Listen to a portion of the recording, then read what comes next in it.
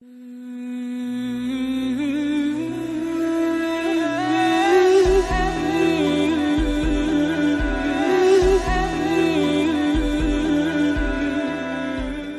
الحمد للہ نحمده ونصلی علی رسولہ الکریم اما بعد ان اللہ وملائکتہ یصلون علی النبی یا ایھا الذین آمنوا صلوا علیہ وسلموا تسلیما اللہم صلی علی محمد وعلی آل محمد اللہم بارک علی محمد وعلی آل محمد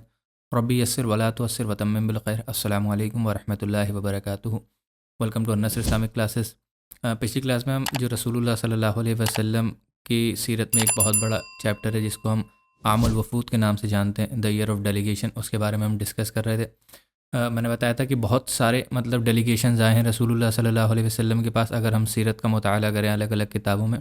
تو کافی سارے ڈیلیگیشنز ہمیں ملتے ہیں۔ لگ بھگ ان کی تعداد اگر دیکھی جائے تو کم و بیش، اگر کم سے کم دیکھا جائے تو 50 سے لے کر کے اور جو زیادہ سے زیادہ تعداد اس کی ہمیں ملتی ہے سیرت کے اندر، وہ 110 120 ایسے وفد الگ الگ ملتے ہیں، جس میں سے کافی سارے ایسا زیادہ تر تو بہت سارے ایسے ہیں اوتھینٹک ہیں جو ہمیں سیرت کی کتابوں کے اندر بھی ملتے ہیں اور حدیثوں کی کتابوں کے اندر بھی ہمیں ملتے ہیں، اور بہت سارے ایسے ہیں کہ جو ضعیف ہیں، بہت سارے زیادہ تر کافی سارے صحیح ہیں اور کافی سارے ضعیف ہیں، لیکن بہت سارے ایسے ہیں اس کے اندر جو گھڑ لیے گئے ہیں، بالکل من گھڑت بنائے ہوئے ہیں اس کے اندر، اور وہ بھی ہمیں کافی ساری سیرتی کتابوں کے اندر ملتے ہیں۔ تو میں نے یہ کہا تھا کہ جو امپورٹنٹ ہوں گے انشاءاللہ ہم اسی کو ڈسکس کریں گے، اور کوشش یہی رہے گی کہ جو زیادہ تر اوتھینٹک ہیں انہی کو ڈسکس کیا جائے، جو ہمیں احادیث مبارکہ کے اندر ملتے ہیں ان کو ڈسکس کیا جائے۔ پھر بھی اگر کچھ رہ جائے، کوئی جیسا کہ عمومی طور پر میں کہتا ہوں سیرت کے اندر اگر کوئی وفد ایسا ہو، کوئی ڈیلیگیشن ایسا ہو جو رہ جائے، جو لگے آپ کو کہ ہم نے اس کے بارے میں سنا ہے لیکن ہمیں یہاں پر سیرت جب ہم نے سنی ہے، پڑھی ہے، تو ہمیں یہاں پر اس کے بارے میں کوئی نہیں ملا، تو آپ کامنٹ سیکشن میں لکھ سکتے ہیں، اس کو انشاءاللہ ہم بعد میں کہیں ڈسکس کر لیں گے۔ تو پچھلی کلاس میں ہم نے کافی 3-4 ڈیلیگیشنز کے بارے میں ڈسکس کیا تھا، اور آج کی کلاس میں انشاءاللہ ہم وہیں سے اسٹارٹ کرتے ہیں جہاں پر ہم نے ختم کیا تھا۔ آج جو ہم پہلے ڈیلیگیشن کے بارے میں بات کریں گے وہ کافی امپورٹنٹ ڈیلیگیشن ہے۔ وہ ڈیلیگیشن ہے ڈیلیگیشن آف وائل بن حجر۔ وائل بن حجر کا جو وفد آیا تھا بڑا، یہ 9 ہجری میں ہی رسول اللہ صلی اللہ علیہ وسلم کے پاس ڈیلیگیشن آیا تھا۔ یہ اگر دیکھا جائے بیسیکلی وائل بن حجر جو ہیں وہ حضرموت کے رہنے والے ہیں۔ حضرموت ایک جگہ ہے یمن میں۔ یمن آپ دیکھیں، اگر مکہ سعودی عرب کے اگر نیچے ساؤتھ سائڈ میں دیکھیں گے تو بالکل اینڈ میں یمن پڑتا ہے، تو یمن کی سائڈ رہنے والے تھے یہ، اور رائل فیملی سے بلانگ کرتے تھے۔ وائل بن حجر جو ہیں، آپ لوگوں نے نام کافی ان کا سن رکھا ہوگا، کافی ساری حدیثیں بھی ان سے ہمیں ملتی ہیں، مروی ہیں۔ تو یہ وائل بن حجر جو تھے وہاں کے یمن کے رہنے والے تھے، اور یمن کے بھی شاہی، اب جو کہتے ہیں شاہی خاندان سے بلانگ کرتے تھے، رائل بلڈ تھے یہ۔ اور ہوا کیا تھا ان کا کچھ وقت پہلے ہی، اگر دیکھیں جیسے کہ ہم دیکھتے ہیں جو رائل فیملیز ہوتی ہیں، جو پولیٹکس میں بھی خاص طور سے یہ کافی ہوتا ہے، زیادہ تر ہم اس میں دیکھتے ہیں کہ کیا ہوتا ہے پرابلم، کہ اگر کسی کے پاس پاور ہنگر جو ایک ہوتا ہے، پاور کے لیے پاور کے ہم کسی کو ہٹا کر کے اس کی جگہ پر بیٹھ جائیں، ایک جو پوزیشن کی جو ایک وہ ہوتی ہے، لڑائی ہوتی ہے، اس پوزیشن میں ہم کیا دیکھتے ہیں، ایون ہم نے اتنے خطرناک فیزز بھی دیکھے ہیں کہ ایک بھائی اپنے بھائی کو قتل کر دیتا ہے، کہاں پر؟ بادشاہی کے لیے، اوپر بیٹھنے کے لیے، تھرون پر بیٹھنے کے لیے، اس جگہ پر بیٹھنے کے لیے، اس پاور کو لینے کے لیے۔ تو ٹھیک انہی کے کیس میں ہوتا ہے یہ کلاسیکل، آپ دیکھا جائے تو ایک طریقے سے سمجھے تو یہ ایک کلاسیکل چیز ہے کہ پاور کے لیے اپنے بھائیوں کو ہٹانا یا زبردستی ان کی جگہ پر بیٹھ جانا، ہڑپ کر لینا ان کی جگہ کو۔ ان کے کیس میں بھی ٹھیک یہی ہوتا ہے، اصلی حقدار یہی تھے اپنے تھرون پر بیٹھنے کے، اپنے والد کے بعد، لیکن ان کے بعد جو تھا کسی اور نے، ان کے کسی رشتہ دار نے یا کسی بھائی نے، وہ ہمیں ڈیٹیل نہیں ملتی ہے بہت زیادہ، کہ ان کے کسی بھائی نے، ان کے کسی رشتہ دار نے ان کی جگہ لے لی تھی اور وہ غلط طریقے سے آ کر کے اس جگہ پر بیٹھ گئے تھے۔ تو یہ رسول اللہ صلی اللہ علیہ وسلم کے پاس آئے تھے ویسے ہی اسلام قبول کرنے، اور رسول اللہ صلی اللہ علیہ وسلم، کیونکہ اب دیکھیے ایک آنرری شخص ہیں، ایک بہت بڑے قبیلے سے، جو اس زمانے میں قبیلے اور ان ساری چیزیں جو تھیں بہت زیادہ امپورٹنس رکھتی تھیں، جیسا کہ ابھی تک میں سیرت میں یہ کافی کلیئر کر چکا ہوں کہ اسلام میں اس کو کوئی پرائیورٹی نہیں دی گئی ہے، کوئی بڑے قبیلے کا ہے، کوئی چھوٹے قبیلے کا ہے، لیکن کیونکہ وہ زمانہ جو تھا وہ جاہلیت کے دور سے ابھی تازہ نیا نکل رہا تھا، تو وہاں پر ان کو ابھی بھی وہ کافی ان کی آپ کہیں کہ ویلیو دیتے تھے ان ساری چیزوں کو۔ تو رسول اللہ صلی اللہ علیہ وسلم نے، کیونکہ ایک عزت دار گھرانے سے تھے، ایک بڑے گھرانے سے تھے، یہ رسول اللہ صلی اللہ علیہ وسلم کو اللہ تعالیٰ پہلے سے بتا دیتا ہے کہ وائل بن حجر کا وفد جو ہے آپ کی طرف آ رہا ہے۔ تو رسول اللہ صلی اللہ علیہ وسلم 3 دن پہلے ہی بتا دیتے ہیں، ان کے آنے سے پہلے، مدینہ میں آنے سے پہلے ہی 3 دن پہلے رسول اللہ صلی اللہ علیہ وسلم ان کے بارے میں بتا دیتے ہیں صحابہ اکرام کو کہ ایک بہت ہی آنرری شخص، ایک بہت ہی عزت دار، ایک شرف والا انسان جو ہے وہ اپنے وفد کے ساتھ، اپنے ڈیلیگیشن کے ساتھ یہاں پر آ رہے ہیں، 3 دن بعد مدینہ میں داخل ہوں گے۔ اب اس میں ہوتا کیا ہے، رسول اللہ صلی اللہ علیہ وسلم کے پاس آتے ہیں صحابہ اکرام، ان کا بہت آپ کہیں کہ بہت خوش دلی سے ویلکم کرتے ہیں، خیر مقدم کرتے ہیں ان کو رسول اللہ صلی اللہ علیہ وسلم کے پاس لے کر کے جاتے ہیں، رسول اللہ سے ان سے جو بھی بات ہوتی ہے ان کی رسول اللہ سے، اور وہ رسول اللہ سے کہتے ہیں کہ میں اسلام قبول کرنا چاہتا ہوں۔ رسول اللہ صلی اللہ علیہ وسلم جو ہے ان کو اسلام مطلب دعوت جو بھی دیتے ہیں اسلام کے بارے میں ان کو بتاتے ہیں، اور وہ رسول اللہ صلی اللہ علیہ وسلم کے ہاتھ پر اسلام قبول کر لیتے ہیں۔ وہ رسول اللہ صلی اللہ علیہ وسلم کو اپنی جب پوری اسٹوری بتاتے ہیں، کہانی بتاتے ہیں، تو وہی کہتے ہیں رسول اللہ سے کہ میرے ساتھ زیادتی ہوئی ہے، میرے ساتھ ظلم ہوا ہے، اور میری جو جگہ تھی وہ ناحق طریقے سے کسی نے لے لی ہے۔ تو رسول اللہ صلی اللہ علیہ وسلم ان سے کہتے ہیں کہ وائل تم فکر مت کرو، میں تمہیں اس سے زیادہ بہترین چیز دوں گا جو تمہاری گئی ہے، یعنی کہ جو ان کی ایک کرسی گئی ہے، جو ایک آنرری پوزیشن تھی ان کی اس دنیا کے اندر، وہ چلی گئی ہے، اور رسول اللہ صلی اللہ علیہ وسلم کہتے ہیں کہ تم فکر مت کرو، میں تمہیں اس سے زیادہ دوں گا۔ تو وہاں پر رسول اللہ صلی اللہ علیہ وسلم کا مطلب کیا ہوتا ہے کہ رسول اللہ صلی اللہ علیہ وسلم یہ کہتے ہیں، جو علماء کرام کی رائے ہے وہ یہی ہے کہ رسول اللہ صلی اللہ علیہ وسلم نے اس کے بدلے مطلب یہ جو دنیاوی پوزیشن ان کی گئی ہے، اس کے بدلے رسول اللہ صلی اللہ علیہ وسلم نے ان کو اسلام اور ایمان اور جنت، اس کے بدلے مطلب ایک جنت آپ کہیں کہ الٹیمیٹ گفٹ جو ہوتا ہے، وہ بہترین پوزیشن رسول اللہ صلی اللہ علیہ وسلم نے ان کو دے دی ہے۔ یا کچھ علماء کرام کا یہ بھی کہنا ہے کہ کیونکہ رسول اللہ صلی اللہ علیہ وسلم کو پتہ تھا کہ یہ ایک رائل بلڈ ہے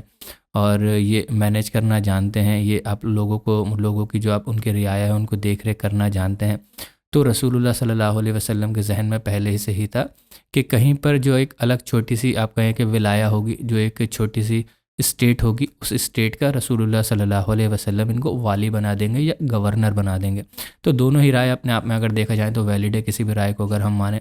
اور دوسری رائے کا اگر ہم مانیں تو ہمیں یہ دیکھنے کو بھی ملتا ہے کہ وائل بن حجر جو ہیں وہ رسول اللہ صلی اللہ علیہ وسلم ان کو بھیجتے ہیں ایک چھوٹی سی جگہ ہے یمن کے ہی پاس میں، کیونکہ یہ یمن کو بلانگ کرتے تھے۔ جب یمن رسول اللہ صلی اللہ علیہ وسلم کے انڈر میں آ جاتا ہے، اسلامک اسٹیٹ کے انڈر میں آ جاتا ہے، اور وہ اسی کا ایک پارٹ بن جاتا ہے، اسی میں انیکس کر لیتی ہے وہ اسٹیٹ جو تھی اس کو، تو اب وہاں پر ایک گورنر کی ضرورت ہوتی ہے، تو رسول اللہ صلی اللہ علیہ وسلم وائل بن حجر رضی اللہ تعالیٰ عنہ جو ہیں انہی کو رسول اللہ صلی اللہ علیہ وسلم گورنر بنا کر کے بھیجتے ہیں، اور ان کے ساتھ ساتھ ان کی مدد کرنے کے لیے تاکہ جا کر کے یہ ساری چیزیں جو ہیں اسموتھلی وہاں پر آپ کہیں کہ اسٹیبلش ہو جائیں، وہاں پر ارینجمنٹ ان کا سارا ہو جائے۔ ان کے ساتھ رسول اللہ صلی اللہ علیہ وسلم حضرت معاویہ رضی اللہ تعالیٰ عنہ کو بھیجتے ہیں اس وقت میں، اور حضرت معاویہ رضی اللہ تعالیٰ عنہ کی اس وقت میں ایج جو تھی مطلب بہت زیادہ نہیں ہوں گے، اپنے 19-20 ایسی ان کی ایج ہوگی، 19-20 یا 21 سال کی ان کی ایج ہوگی، کیونکہ بہت چھوٹے تھے اس وقت میں۔ تو اسی وقت کا ایک واقعہ بھی آتا ہے کہ اگر آپ دیکھا جائے تو مطلب نصیب کے بارے میں بتاتے ہیں، بہت سارے علماء کرام اس کو کوٹ کرتے ہیں کہ نصیب کا کسی کو نہیں پتہ ہوتا ہے کہ کون انسان کہاں پر جائے گا، کیا ہوگا۔ جب حضرت معاویہ رضی اللہ تعالیٰ عنہ کو لے کر کے جاتے ہوتے ہیں تو کیونکہ انہوں نے نیا نیا اسلام قبول کیا ہوتا ہے، بہت زیادہ وقت نہیں ہوا ہوتا ہے، تو وہ تقویٰ آنے میں، وہ پائیٹی آنے میں انسان کو تھوڑا سا وقت لگتا ہے، اور پھر رائل بلڈ تھے، ایسے تھے، شاہی فیملی سے تھے، تو اور زیادہ ان کے اندر وہ ساری چیزیں تھیں۔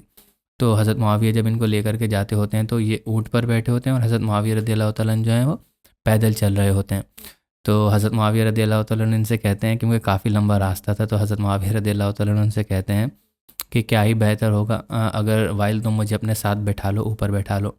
تو وائل بن حجر رضی اللہ تعالیٰ عنہ جو یہ کہتے ہیں کہ مطلب ان کو جھڑک دیتے ہیں، اور یہ کہتے ہیں کہ تمہاری شایان نشان نہیں ہے کہ ہم جیسے رائل لوگوں کے ساتھ ایک اونٹ پر بیٹھے ہیں، وہ بھی ان کے اندر وہ جو ایک رائلٹی والی چیز تھی، جو ایک رائل فیملی والی، اور پھر گورنر بن کر کے بھی جا رہے ہیں،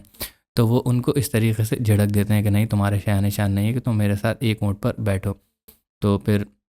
اس میں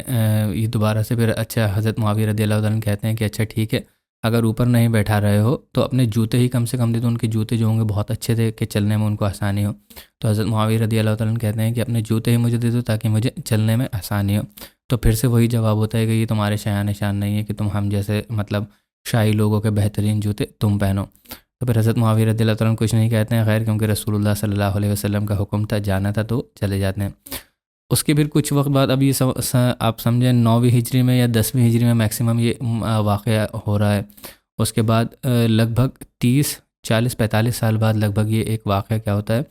کہ وائل بن حجر جو ہے ایک آپ کہیں کہ اسٹیٹ آفیشیل کی حیثیت سے سیریا جاتے ہیں، اور سیریا میں اس وقت جو حکومت تھی، جو خلافت تھی، وہ حضرت معاویہ رضی اللہ تعالیٰ عنہ کی تھی، اور وہ خلیفہ تھے اس وقت کے۔ تو یہ جب ان کے آفس میں جاتے ہیں اور ان کے دربار میں جاتے ہیں، اندر جاتے ہیں اور دیکھتے ہیں، ان سے بات کرنے جو بھی ان کا معاملہ ہوتا ہے کہ کسی کام سے جاتے ہیں، اسٹیٹ کے یا آفیشیل کام سے جاتے ہیں، تو وہاں پر حضرت معاویہ رضی اللہ عنہ سب سے پہلے ان کو دیکھ کر کے جب وہ جو بھی کام ہوتا ہوگا تو وہاں پر ان کو یاد دلاتے ہیں کہ وائل تمہیں وہ دن یاد ہے کہ جس دن تم نے مجھ سے یہ کہا تھا، میں نے تم سے کہا تھا کہ مجھے اپنے ساتھ بیٹھا لو، تو تم نے کہا تھا کہ نہیں، تم مطلب ہم جیسے رائل بلڈ کے ساتھ میں نہیں بیٹھ سکتے تم، اور میں نے تم سے جوتے بھی مانگے تھے تو تم نے یہ کہا تھا کہ تم ہمارے ساتھ نہیں بیٹھ سکتے، مطلب میرے جوتے یہ شایع نشان نہیں ہے کہ تم پہنو۔ تو وائل بن حجر کہتے ہیں کہ مجھے بہت اچھے سے یاد ہے، بہت اچھے سے یاد ہے مجھے وہ دن۔ تو علماء کرام یہ بتاتے ہیں اس چیز کو کہ انسان کو اپنی مطلب اگر کسی پوزیشن پر ہے تو اس کا کوئی ناجائز فائدہ نہیں اٹھانا چاہیے، کیونکہ وقت نہیں لگتا ہے اللہ تعالیٰ کو وقت کو بدل دینے میں، ٹیبلز کو ٹرن کر دینے میں اللہ کو بہت زیادہ۔ حالانکہ اگر دیکھا جائے تو وائل بن حجر کا کوئی ایسا غلط غیر اسلامی کام نہیں تھا، لیکن پھر بھی ایسا کام تھا جو اسلام میں پسند نہیں کیا جاتا ہے۔ لیکن ہم یہ بینیفٹ آف ڈاؤٹ دے سکتے ہیں کہ نئے نئے اسلام میں آئے تھے، اس وقت میں اتنا زیادہ اسلام ان کے اندر داخل نہیں ہوا تھا۔ اب جب حضرت معاویہ رضی اللہ تعالیٰ عنہ کے دربار میں گئے تو آپ ان کی وہ دیکھ سکتے ہیں تقویٰ کہ وہ اس بات پر کچھ کہہ نہیں رہے ہیں، وہ اپنی بات کو وہ کر رہے ہیں، اسرٹیو ہیں اس بات میں کہ ہاں یہ بات مجھے یاد ہے، مجھ سے وہ چیز جو ہوئی تھی وہ غلط تھی۔ تو اس چیز کے اوپر حضرت معاویہ رضی اللہ تعالیٰ نے بھی اس چیز کو بھی کوئی بہت زیادہ غلط نہیں لیا، اور ان کو کوئی اناؤذ باللہ ان کو مطلب ڈیروگیٹری ٹرمز میں نہیں لیا یا ان کو وہاں سے برخاست کر دیا ہو یا ان کی کوئی بے عزتی کی ہو وہاں پر، لیکن انہوں نے صرف ان کو یاد دلایا وہ وقت کہ ایک وقت ایسا بھی تھا کہ تم نے مجھے جوتے تک دینے سے منع کر دیا تھا، اور آج دیکھو اس خلافت میں، یہ مطلب میں اس پورے 2 براعظموں میں جو پوری خلافت پھیلی ہوئی ہے بنو امیہ کی، اس کا میں خلیفہ ہوں اور سارے لوگ میرے ہی انڈر ہیں۔ تو یہ علماء کرام بتاتے ہیں کہ یہ ساری چیزیں جو ہیں مطلب وقت کے بارے میں ہمیں مطلب ایسی کوئی کام نہیں کرنا چاہیے۔ خیر یہ ایک چھوٹا سا واقعہ تھا، انٹرسٹنگ واقعہ تھا، تو انہی سے ریلیٹڈ تھا تو میں نے سوچا کہ یہاں پر بتا دوں۔ اس کے بعد حضرت وائل بن حجر کے بارے میں یہ بھی آتا ہے کہ جب حضرت علی رضی اللہ تعالیٰ عنہ کی جنگ ہوئی تھی تو حضرت علی رضی اللہ تعالیٰ عنہ کے ساتھ ہی تھے جب مسلمانوں میں سول وار ہوئے تھے، حضرت معاویہ رضی اللہ تعالیٰ عنہ اور حضرت علی رضی اللہ تعالیٰ عنہ کے بیچ میں جو سول وار ہوا تھا اس میں حضرت علی رضی اللہ تعالیٰ عنہ کے ہی ساتھ تھے وہ وائل بن حجر جو ہیں، اور غالباً شاید میں بھول رہا ہوں، مجھے ایگزیکٹلی یاد نہیں، شاید جنگ صفین میں انہی کے ساتھ تھے، اور جنگ صفین میں ہی شاید ان کی شہادت بھی ہوتی ہے وائل بن حجر رضی اللہ تعالیٰ عنہ کی۔ اب جو دوسرا ڈیلیگیشن ہم پڑھیں گے، جو دوسرے ڈیلیگیشن کے بارے میں پڑھیں گے وہ بھی کافی ایک امپورٹنٹ ڈیلیگیشن ہے، وہ ہے ڈیلیگیشن آف بنو ثقیف۔ جو بنو ثقیف قبیلہ تھا اس کا جو وفد آیا تھا، بنو ثقیف کے بارے میں پہلے بتا چکا ہوں، کافی سارا ڈسکس کر چکے ہیں۔ طائف کا ایک بڑا قبیلہ تھا، یہ طائف سے بلانگ کرتا تھا، اور اس کے جو لیڈر تھے، جو اس کے آپ کہیں کہ شخصیت جو ان کی لیڈر تھی وہ بہت بڑی شخصیت تھی، ان کے بارے میں ہم پڑھ چکے ہیں، عروہ بن مسعود رضی اللہ تعالیٰ عنہ، اور ان کے بارے میں اگر آپ کو یاد ہو، بہت اچھے سے سیرت آپ پڑھ رہے ہیں، نوٹس وغیرہ آپ بنا رہے ہیں، تو آپ کو یاد ہوگا کہ جو حدیبیہ کا جو معاملہ ہوا تھا، جو صلح حدیبیہ ہوئی تھی، اس میں یہ آئے تھے عروہ بن مسعود قریش کی سائڈ سے، اور مطلب اسلام کے بہت زیادہ خلاف تھے، رسول اللہ صلی اللہ علیہ وسلم کے بھی خلاف تھے، اور انہی کے ایک بھانجے تھے جو ان کا پورا واقعہ میں نے بتایا تھا، اسی وقت میں ان کے ایک بھتیجے تھے جن کا نام ہے مغیرہ ابن شعبہ رضی اللہ تعالیٰ عنہ، جو پورا واقعہ ہوا تھا، جو وہ رسول اللہ صلی اللہ علیہ وسلم کی طرف ہاتھ بڑھا رہے تھے ان کی داڑھی مبارک کو پکڑنے کے لیے، سمجھانے کے لیے محبت میں، اور وہ کہتے ہیں کہ ہاتھ ہٹاؤ ہاتھ ہٹاؤ۔ تو وہ پورا واقعہ اس میں ہم نے صلح حدیبیہ میں ڈسکس کیا تھا، اگر آپ جاننا چاہتے ہیں اس چیز کے بارے میں تو آپ وہاں سے دیکھ سکتے ہیں۔ تو عروہ ابن مسعود جو ہیں بہت ہی مطلب آپ کہیں کہ اپنے لوگوں کے اندر بہت ہی عزت والی اور ایک آنریبل پرسنالٹی تھے، اور اتنی زیادہ آنریبل پرسنالٹی تھے کہ لوگ مطلب شروعات میں ہمیں ایسی بھی روایت ملتی ہیں کہ لوگ کہا کرتے تھے، جو رسول اللہ کے پاس نبوت جب آئی تھی شروعات میں جو اپوزیشن ہوا تھا، تو لوگ یہ کہتے تھے کہ، اور قرآن میں آیت بھی اس کو آپ کہیں کہ ریفرنس کرتی ہوئی، ایگزیکٹلی میں اس وقت بھول گیا ہوں کہ کون سی ہے وہ آیت، اس میں وہ یہ کہتے ہیں کہ قریش کے جو لوگ ہیں وہ یہ کہتے ہیں کہ نبوت اسی یتیم کے اوپر یعنی کہ رسول اللہ صلی اللہ علیہ وسلم کے اوپر کیوں آئی ہے، جو کہ مطلب جس کا کوئی گھر بار میں مطلب فیملی میں دیکھنے والا بھی نہیں ہے، اور کوئی مالی حیثیت ان کا جو اکنامک پوزیشن ہے وہ بھی کوئی بہت اچھی نہیں ہے رسول اللہ صلی اللہ علیہ وسلم کی، بلکہ ان میں سے نبوت اگر کسی پر آنا چاہیے تھی قریش میں، تو ان میں سے یا تو جو خالد بن ولید کے والد تھے ولید بن مغیرہ، ان کے پاس آنا چاہیے تھی، ان کا اسٹیچر میں بتا چکا ہوں کہ کتنی بڑی پرسنالٹی تھی وہ اپنے آپ میں، اور یا پھر دوسرے شخص کے پاس، جو دوسرا شخص 2 لوگوں کو کہتے ہیں، ایک کہتے ہیں خالد بن ولید کے جو والد تھے ولید بن مغیرہ، اور دوسرا عروہ بن مسعود، ان 2 میں سے کسی کے پاس آنا چاہیے تھی اگر آنا چاہیے تھی واقع میں۔ تو اس وقت عربیہ کے اندر یہ 2 بہت بڑی پرسنالٹیز تھیں، اور ان کی پرسنالٹی کے بارے میں ہمیں ایسے بھی پتہ چلتا ہے کہ ان کا کتنا بڑا اسٹیچر رہا ہوگا، کتنی بڑی یہ پرسنالٹی ہے، کہ جب یہ ڈسکرپشن دیتے ہیں جا کر کے حدیبیہ میں واپس جا کر کے، جو مسلمانوں کے ڈسکرپشن دیتے ہیں کہ وہ کس طریقے سے رسول اللہ صلی اللہ علیہ وسلم سے محبت کرتے ہیں، تو اس میں جو سب سے پہلی بات وہ کہتے ہیں کہ اللہ کی قسم میں نجاشی کے دربار میں بھی گیا ہوں، میں کیسر اور کسرا کے بھی دربار میں گیا ہوں، میں مقوقس کے بھی دربار میں گیا ہوں، لیکن میں نے کبھی کسی کو ایسی محبت کرتے ہوئے نہیں دیکھا ان کے لوگوں کو جیسی یہ مسلمان جو ہیں، جو اصحاب محمد کے، وہ محمد سے محبت کرتے ہیں۔ تو آپ سمجھ رہے ہیں کہ ایک شخص جو نجاشی کے بھی دربار میں گیا ہو، قیصر و قسرا کے بھی دربار میں گیا ہو، اور مقوقس یعنی کہ ایجپٹ کا جو بادشاہ تھا اس کے بھی اگر دربار میں گئے ہیں، ایز اے ڈیلیگیٹ گئے ہوں، یا پھر ایز اے فرینڈ گئے ہوں، یا پھر ایز اے بزنس مین گئے ہوں، یہ اپنے آپ میں بہت بڑی بات تھی۔ کیونکہ سلمان الفارسی رضی اللہ تعالیٰ عنہ یہ کہتے ہیں، جب شام کو ادھر فتح کیا جاتا ہے، اس کو فارس کو، پرشیا کو، جو پرشین کنگڈم گرائی جاتی ہے، جب داخل ہوتے ہیں تو وہ یہ کہتے ہیں کہ میں آج پہلی بار داخل ہو رہا ہوں اس کے اندر۔ حالانکہ ان کے والد جو تھے بہت بڑے اسٹیٹ آفیشلس میں آتے تھے، بہت بڑے پادری تھے اس وقت اس اسٹیٹ کے، لیکن اس کے بعد بھی جو سلمان الفارسی تھے وہ داخل نہیں ہو پائے تھے اس کے اندر۔ کیونکہ ہر کسی کو پرمیشن نہیں ملتی تھی داخل ہونے کی، ایکسیسیبلٹی ہی نہیں تھی اس وقت میں، جو اتنے بڑے بڑے بادشاہ تھے، اسی لیے تو وہ جابر بادشاہ تھے، ان کے لوگوں نے اسی لیے تو ان کا جو نظام تھا فوراً اٹھا کر کے پھینک دیا اور اسلام کو قبول کر لیا۔ خیر یہ اپنے آپ میں ایک بہت لمبا ٹاپک ہے۔ تو مطلب یہ میں بتانا چاہ رہا تھا کہ ان کی جو پوزیشن تھی وہ کتنی بڑی پوزیشن تھی۔ تو وہ شخص جو تھے عروہ بن مسعود، انہی کا یہ قبیلہ ہے جو بنو ثقیف ہے، اور اس کے یہ سردار تھے۔ 8 ہجری میں لگ بھگ اگر ہم دیکھیں تو 8ویں ہجری میں جب یہاں پر رسول اللہ صلی اللہ علیہ وسلم کا غزوۃ حنین بھی ہوا تھا اس وقت میں، تو انہوں نے جو عروہ بن مسعود ہیں وہ رسول اللہ صلی اللہ علیہ وسلم کے پاس آتے ہیں، اور وہ یہ کہتے ہیں رسول اللہ صلی اللہ علیہ وسلم سے اسلام کے بارے میں ان کو یہ اندازہ ہو جاتا ہے۔ اس وقت میں نے آپ کو بتایا تھا کہ جب صلح حدیبیہ ہوئی تھی تبھی ان کو ایک سافٹ کارنر ہو گیا تھا رسول اللہ اور صحابہ اکرام کے لیے اور اسلام کے لیے۔ 8ویں ہجری میں یہ آتے ہیں اور رسول اللہ صلی اللہ علیہ وسلم سے کہتے ہیں کہ میں اسلام قبول کرنا چاہتا ہوں۔ رسول اللہ صلی اللہ علیہ وسلم کے ہاتھ پر یہ اسلام قبول کرتے ہیں، اور رسول اللہ صلی اللہ علیہ وسلم سے کہتے ہیں کہ میں اپنے یہاں جا کر کے اپنے لوگوں کو دین کی دعوت دینا چاہتا ہوں، کھلے میں اسلام کی دعوت دوں گا، لوگوں کو اسلام کی طرف بلاؤں گا۔ حالانکہ رسول اللہ صلی اللہ علیہ وسلم ان سے ایڈوائز کرتے ہیں کہ ابھی ایسا مت کرنا، کیونکہ وہاں کا ماحول جو ہے بہت ہی زیادہ ہاسٹائل ہے اور وہ تمہیں نقصان پہنچائیں گے کسی نہ کسی طریقے کا ضرور۔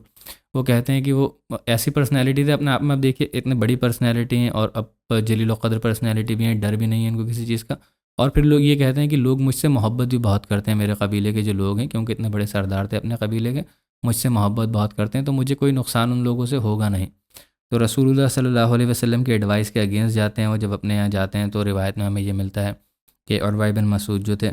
وہ اپنے جب فجر کی نماز کا وقت ہوتا ہے اپنے گھر پر پہنچتے ہیں، تو وہاں پر اپنی چھت پر کھڑے ہو کر کے فجر کی اذان دے رہے ہوتے ہیں لوگوں کو، یا تو اسی دن اگلے دن کی بات ہوگی یا کچھ دن کے بعد کی بات ہوگی، یہ ہمیں نہیں پتہ چلتا ہے روایت کے اندر۔ تو وہ جب فجر کی اذان دے رہے ہوتے ہیں اپنے گھر کی چھت پر کھڑے ہوئے، تو ایک اندھیرے سے ایک تیر آ کر کے ان کے جسم پر لگتا ہے، اور جس کی وجہ سے وہ نیچے گر جاتے ہیں اپنی چھت سے، اور ان کو کافی بھاری زخم لگتا ہے، اور مطلب ایسا زخم ہوتا ہے کہ وہ فیٹل زخم ہوتا ہے، جان لیوا زخم ہوتا ہے بالکل۔ اسی وقت تو نہیں مرتے ہیں وہ فوراً، لیکن کافی ساری چوٹیں ان کی لگتی ہیں۔ اور روایت میں یہ ملتا ہے ہمیں کہ غزوۃ حنین بھی کیونکہ اسی وقت میں ہوا تھا، تو غزوۃ حنین میں وہ رسول اللہ صلی اللہ علیہ وسلم کے پاس آ گئے تھے، مسلمانوں کی طرف آ گئے تھے کسی طریقے سے، اور غزوۃ حنین کے جو شہید تھے ان کے ساتھ ہی ان کو دفن کیا گیا تھا، عروہ بن مسعود رضی اللہ تعالیٰ عنہ کو۔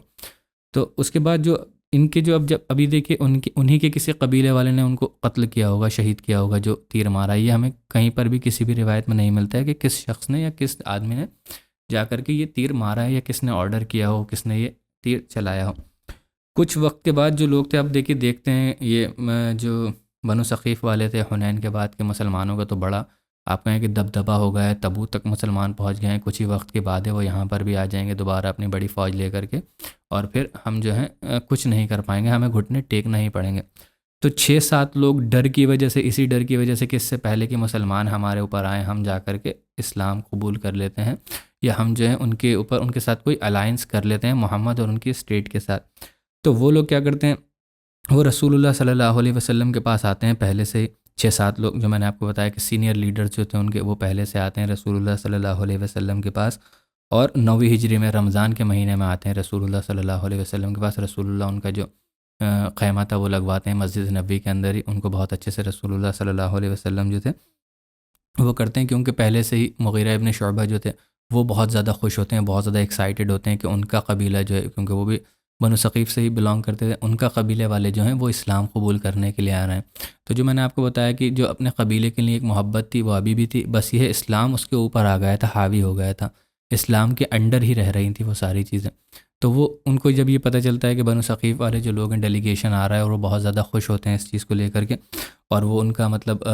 ویلکم کرتے ہیں ان کو بہت زیادہ, اور ان کا خیمہ لگواتے ہیں رسول اللہ صلی اللہ علیہ وسلم. اب یہ لوگ جو تھے یہ نیگوشیشنز بہت کرتے ہیں رسول اللہ صلی اللہ علیہ وسلم سے کہ یہ چیز ہمیں نہیں چاہیے, یہ چیز ہمیں چھڑوا دیجیے, ہمیں اس کے اندر اسلام میں یہ چیز نہیں چاہیے اس طریقے سے.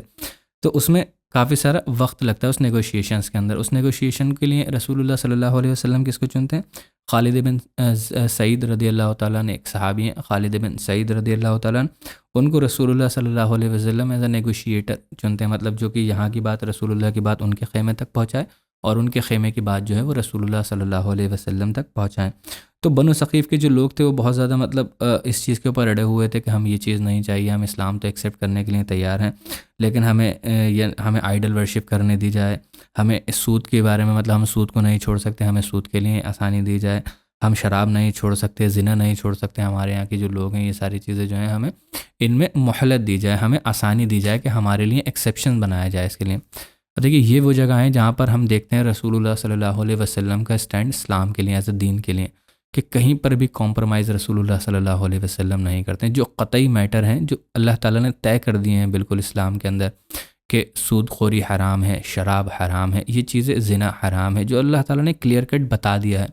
اس کے اندر کہیں پر بھی رسول اللہ صلی اللہ علیہ وسلم کمپرومائز نہیں کرتے ہیں. اسی لیے آپ دیکھیں گے کہ علماء اکرام کی یہ رائے ہوتی ہے کہ جو بھی قطعی معاملات ہیں جس میں قرآن اور حدیث متواتر حدیث کے اندر اللہ تعالیٰ اور اس کے رسول نے اگر کسی چیز کو حرام کر دیا ہے, بتا دیا ہے قطعی, جو میں آپ کو بتا رہا ہوں کلیئر کٹ قرآن کے اندر یا تو آیت آ گئی ہو یا پھر متواتر حدیث سے ہمیں وہ ثابت ہو جائے جس میں رسول اللہ نے منع کر دیا ہو, تو وہ قطعی معاملہ ہوتا ہے. اس کے اندر کوئی بھی ڈفرینس آف اوپینین نہیں چلتا ہے کہ انسان کہے کہ جیسے سود کو اللہ تعالیٰ نے کلیئرلی حرام کر دیا تو اب ہم اس کے اندر دوسرے ڈفرینس آف اوپینین نہیں لا سکتے کہ کچھ علماء اکرام آئیں یا کوئی مجتہد آئے وہ کہیں کہ نہیں اس طریقے سے سود جو ہے وہ جائز ہو گیا, کیونکہ وہ قطعی میٹر ہو گیا, اللہ تعالیٰ نے بالکل اس کو حرام کر دیا, ختم کر دیا ہے اس کو.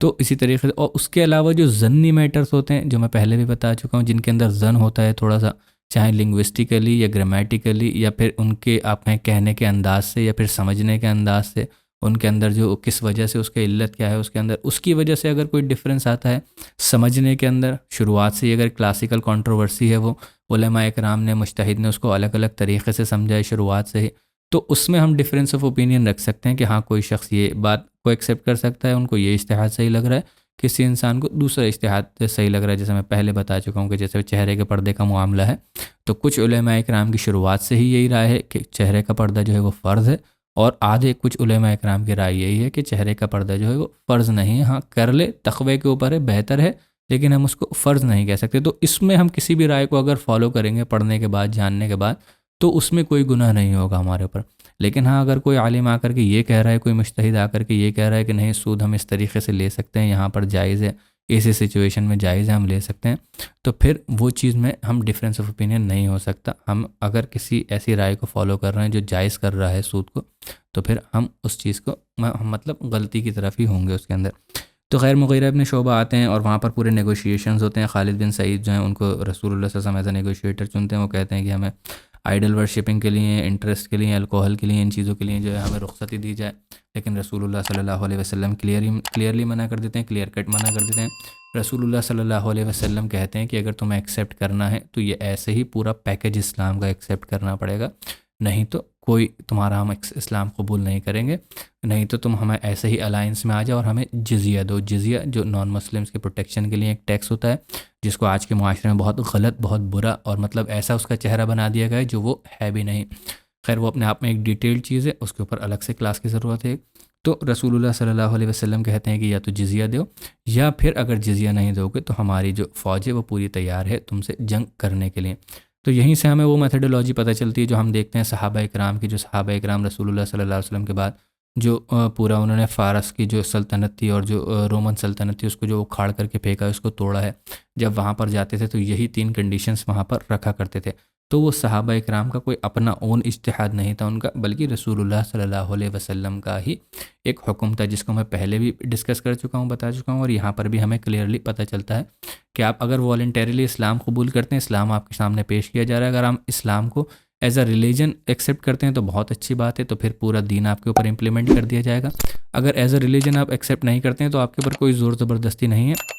آپ جس ریلیجن کو فالو کر رہے ہیں آپ اپنا وہی ریلیجن فالو کریے، لیکن اس کے ساتھ ساتھ کیا کرنا ہوگا، آپ کو اسلام ایز اے دین، ایز اے سسٹم اپنے یہاں ایکسیپٹ کرنا ہوگا۔ وہاں پر جو قانون چلیں گے، جو لاس چلیں گے، وہ اسلام کے چلیں گے، اور اس میں آپ کو جزیہ دینا ہوگا۔ ایک اسٹیٹ ٹیکس ہوتا ہے، یعنی مائنورٹی سا بہت چھوٹا سا ایک 2% 3% کا ایک ٹیکس ہوتا ہے،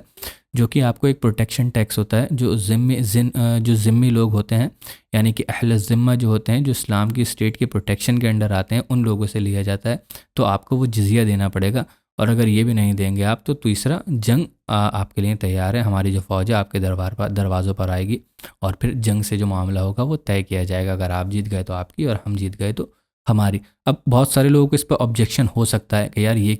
یہ چیز کیوں ہے، یہ تو کوئی زور زبردستی والی بات ہو گئی کہ ہمارے ایک دین کو ایکسیپٹ کرو۔ تو اس چیز کے اوپر بھی اگر ہم دیکھیں تو بہت سارے ڈسکشنس ہو سکتے ہیں۔ ایک تو یہ کہ یہ جو بات چل رہی ہے اس وقت میں، یہ پرانے زمانے کی بات چل رہی ہے، 1400 سال پہلے کی بات چل رہی ہے،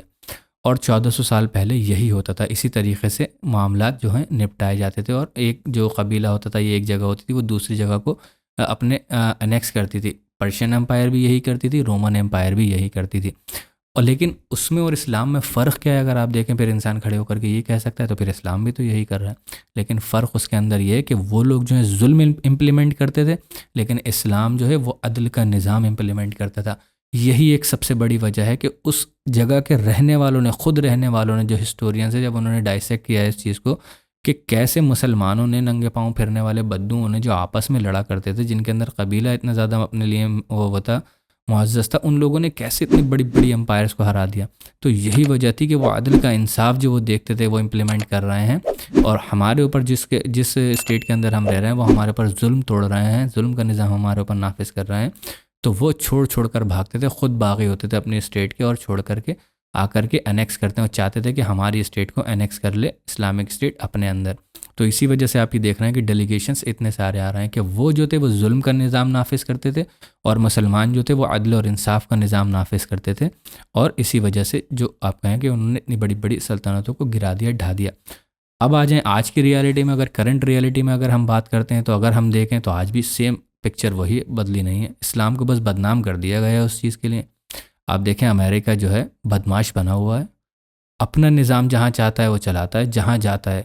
چاہتا ہے اپنا نظام چلائے گا، ڈنکے کی چوٹ پہ چلائے گا، اور بندوقوں کی نوک پر چلائے گا، وہ آرمی کی نوک پر چلائے گا، اپنی پوری فورس لے کر کے پہنچ جاتا ہے۔ ڈیموکریسی کے بہت بڑے علم بردار بنے ہوئے ہیں وہ جہاں چاہتے ہیں وہ ڈیموکریسی اسٹیبلش کرتے ہیں، جہاں ان کا دل نہیں چاہے گا، جہاں ان کو پریشانی نہیں ہوگی، ان کا کام ویسے ہی نکلتا ہوگا، وہاں پر ڈیموکریسی وہ اسٹیبلش نہیں کریں گے۔ مڈل ایسٹ میں بہت ساری جگہیں ہیں، ایگزامپل آپ دیکھ سکتے ہیں، سعودی کنگز جو ہیں ان کے انڈر رہتے ہیں، بالکل ان کی پالیسیز کے بالکل مطلب پیرالل چلتے ہیں، جو وہ کہتے ہیں ویسے ہی امپلیمنٹیشن ہوتا ہے چیزوں کا۔ ان کے یہاں ان کو ڈیموکریسی نہیں چاہیے۔ باقی اور جگہیں جو ہیں جو بیچارے ویسے ہی اپنے آپ میں مطلب پیچھے ہیں، جن کے ذخیرے ان کو لوٹنا ہوتے ہیں، تیل کے کنویں لوٹنا ہوتے ہیں، ہیرو کی کھدانیں ان کو لوٹنا ہوتی ہیں، سونے کی کھدانیں، کوئلوں کی کھدانیں ان کو لوٹنا ہوتی ہیں، نیچرل گیسز کی کھدانیں ان کو لوٹنا ہوتی ہیں، وہاں پہنچ جاتے ہیں ڈیموکریسی کا جھنڈا لے کر کے، علم بردار بن کر کے کہ ہم یہاں پر ڈیموکریسی امپلیمنٹ کریں گے۔ تو یہ منافقانہ نظام تو آج بھی موجود ہے نا، آج بھی لوگ کر رہے ہیں، تو پھر اسلام کو کیوں لیبل کیا جاتا ہے اس چیز کے لیے؟ اسلام اگر آج بھی بات کرتا ہوگا، اسلام اگر اس پہ آج بھی بات یہ کرتا ہے تو اسلام تو عدل کا نظام امپلیمنٹ کرنے کی بات کرتا ہے، اس لیے تو کسی جگہ پر نہیں جاتا ہے کہ وہاں کے جو نیچرل ریسورسز ہیں ان کو لوٹا جائے گا، ان میں ڈکیتی ماری جائے گی۔ تو خیر یہ وہ ساری چیزیں ہیں جن میں آپ کہیں کہ بہت لمبی بحثیں ہو سکتی ہیں، جن میں بہت بڑے زبردست آرگیومنٹس لے کر کے آئے جا سکتے ہیں، اور آپ کا پھر ڈیسائیڈ کرنا یہ پھر انسان کے اوپر ہے کہ ہاں کیا بات جو ہے لاجیکل ہو رہی ہے، کیا ریشنل بات ہو رہی ہے اس چیز میں۔ اگر دیکھا جائے تو ایموشنلی آپ سوچیں گے تو آپ کو لگے گا کہ ہاں یہ تو غلط چیز ہے کہ اسلام، یہ جو ہم بات کر رہے ہیں کہ ہم آ جائیں گے آرمی لے کر کے، آج دیکھ لیجیے امریکہ جو ہے وہ یہی کر رہا ہے،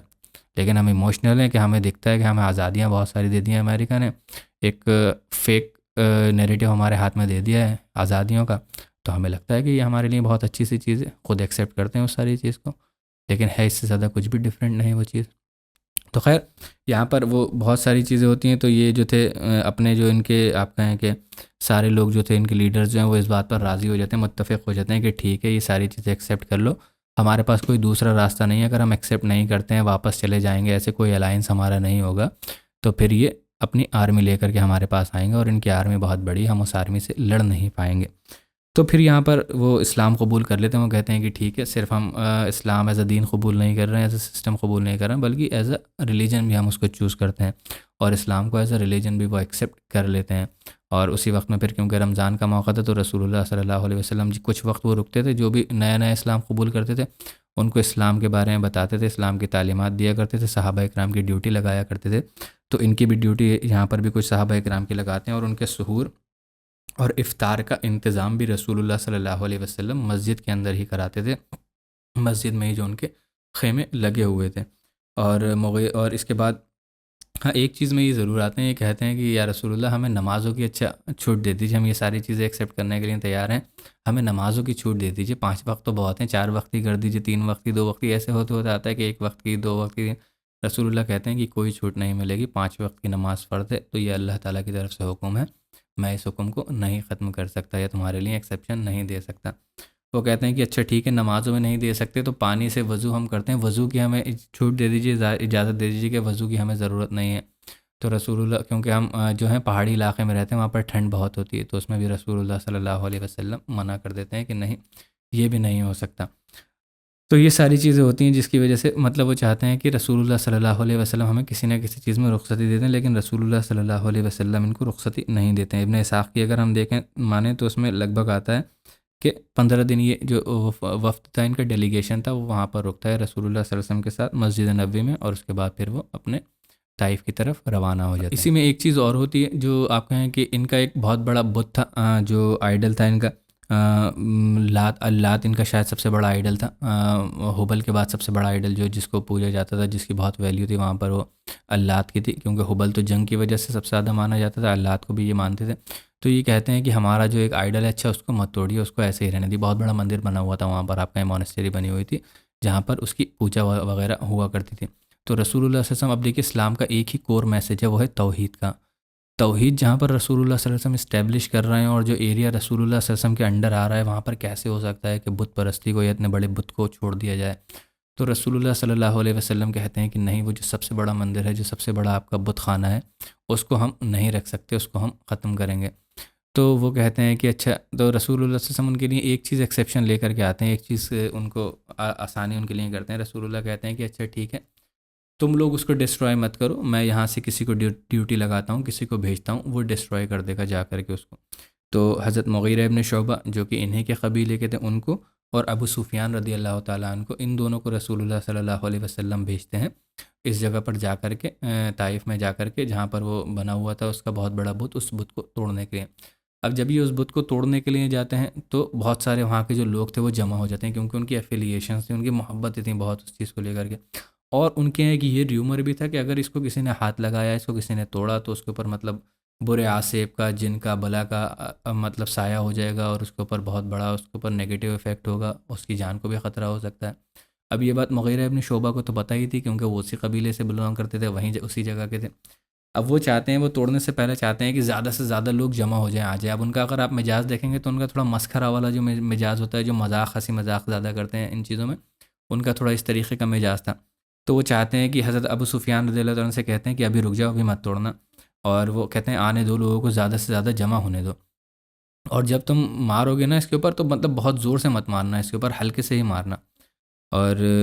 آنے دو پہلے سارے لوگوں کو۔ جب سارے لوگ آ جاتے ہیں، جمع ہو جاتے ہیں، سب دیکھتے ہیں کہ اب کیا ہوگا، توڑیں گے تو کچھ نہ کچھ تو ہو گئی۔ تو وہ ابو سفیان رضی اللہ تعالیٰ سے اشارہ کرتے ہیں، کہتے ہیں مارو، اور پھر رک جانا ایک مارنے کے بعد۔ وہ مارتے ہیں ایک اس کے اوپر ہتھوڑا، اس کے بت کے اوپر، اور جیسے ہی وہ تھوڑا سا ٹوٹتا ہے، مغیرہ ابن شعبہ جو ہے وہ گھبرا کر کے عجیب طریقے سے اپنے ہاتھ پیر چلا کر کے، جیسے کسی کو دورہ سا پڑ جاتا ہے، ویسے زمین پر گر جاتے ہیں اور تڑپنے سے لگتے ہیں، اور وہاں پر جو لوگ تھے وہ شور مچانے لگ جاتے ہیں۔ وہ کہتے ہیں کہ دیکھو، ہم نے تو کہا ہی تھا ایسا ہوگا، اور ہمارے بت کو، ہمارے خدا کو آ کر کے انہوں نے ایسا توڑا ہے، ایسا کرا ہے، اور ان کے ساتھ تو ہونا ہی یہی تھا، ان کے اوپر آصف کا سایہ ہو گیا، ان کے اوپر جن کا یا کون سی بلا کا سایہ ہو گیا، انہوں نے یہ کرا، اور تڑپتے ہیں۔ وہ جیسے ہی مطلب شور زیادہ بڑھتا ہے، وہ اٹھ کر کے کھڑے ہو جاتے ہیں، کیونکہ وہ کچھ ہوا نہیں ہوتا، ان کو مزہ آتا ہے صرف لوگوں سے مذاق کرنے کے لیے، لوگوں کی آنکھیں کھولنے کے لیے،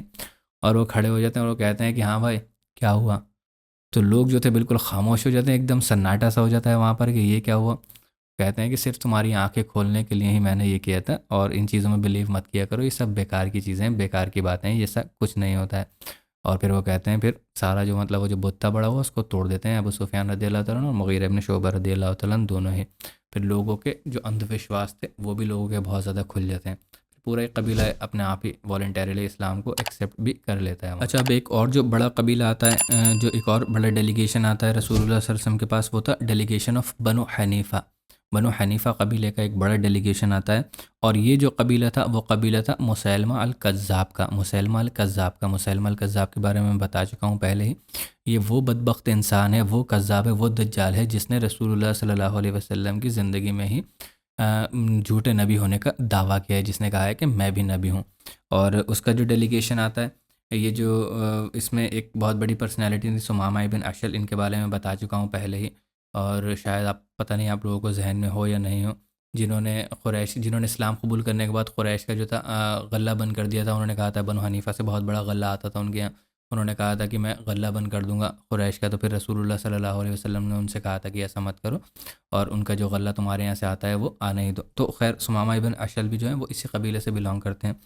یہ جو شخص ہے مسیلمہ الکذاب کا جو اصلی نام ہے مسیلمہ ابن حبیب نام ہے. ویسے اس کا نام اگر دیکھا جائے تو مسیلمہ ابن حبیب، لیکن کیونکہ اس بدبخت نے جو یہ کام کیا، جو جھوٹا نبی ہونے کا اس نے دعویٰ کیا، اس وجہ سے اس بدبخت کا جو نام تھا وہ مسیلمہ الکذاب رکھ دیا گیا. کذاب یعنی کہ جھوٹا. سب کو پتا ہو کہ اس نے جھوٹے ہونے کا مطلب نبی ہونے کا جو دعویٰ ہے اس کا وہ جھوٹ ہے،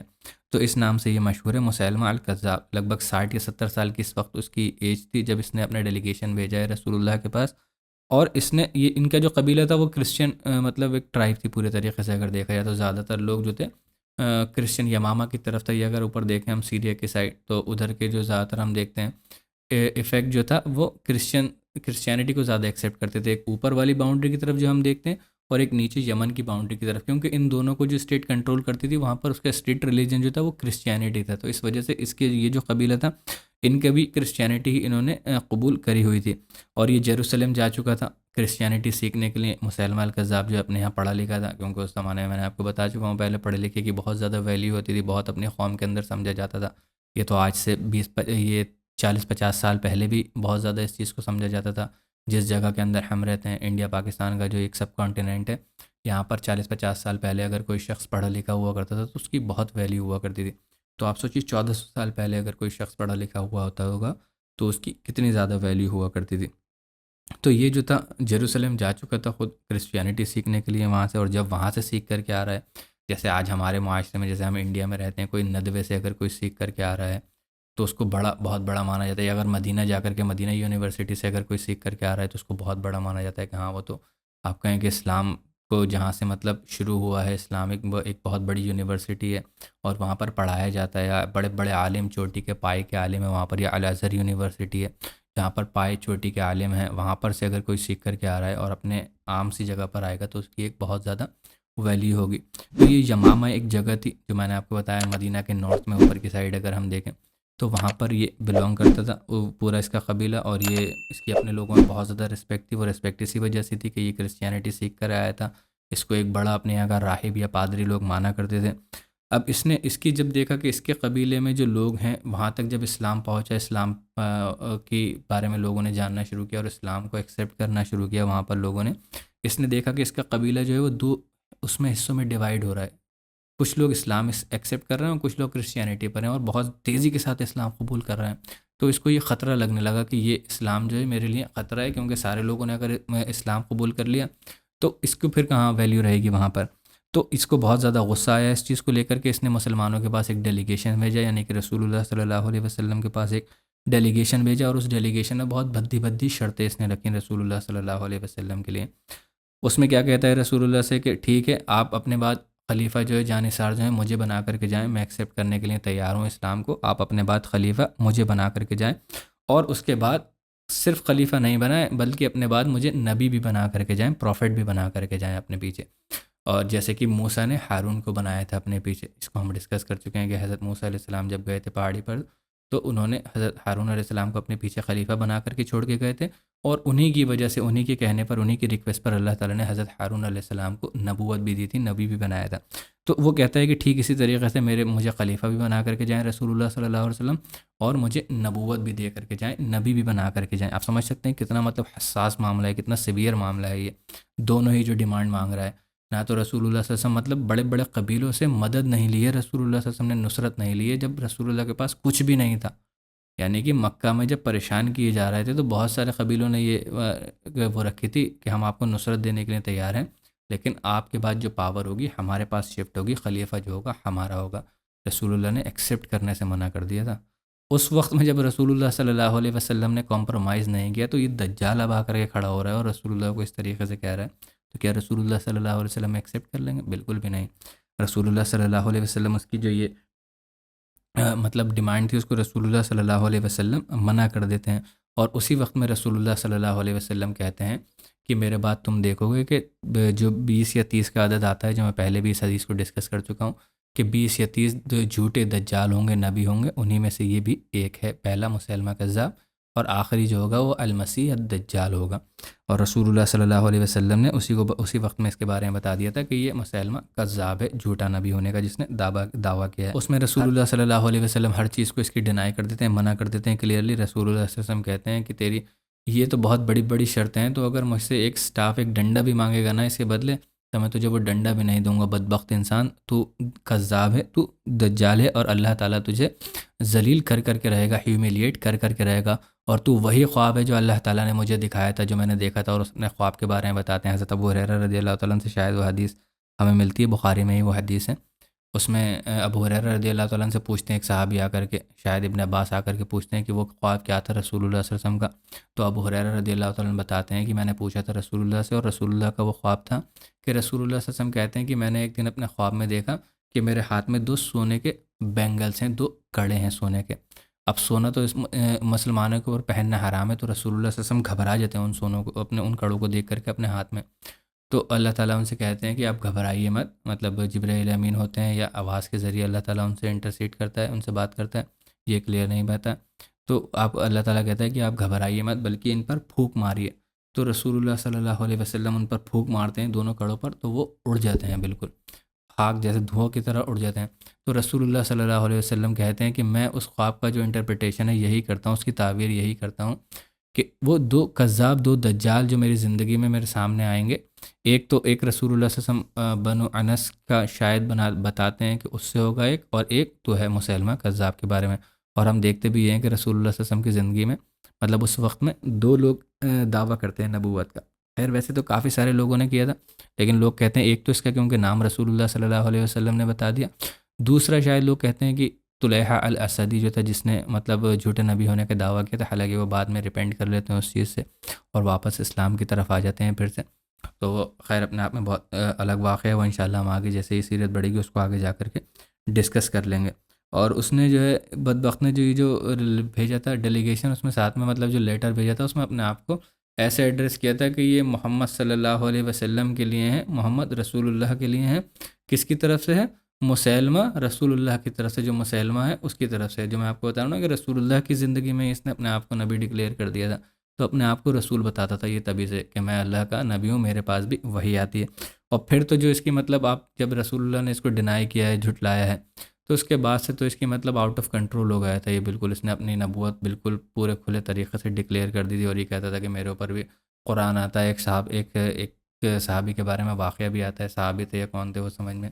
ایگزیکٹلی میرے ذہن میں نہیں آ رہا ہے، کہ اس سے جا کر کے پوچھتے ہیں کہ کیا تمہارے پاس محمد کے پاس جیسے قرآن آتا ہے، کہ تمہارے پاس بھی آتا ہے قرآن نازل ہوتا ہے؟ وہ کہتا ہے کہ ہاں میرے پاس بھی نازل ہوتا ہے۔ تو وہ پوچھتے ہیں کہ پڑھ کر کے سناؤ کچھ اپنے قرآن کے بارے میں، تو ایسے ہی ایکٹنگ کرتا ہے فرضی، اور وہ کہتا ہے کہ بس میرے پر وہی آ رہی ہے، وہی آ رہی ہے۔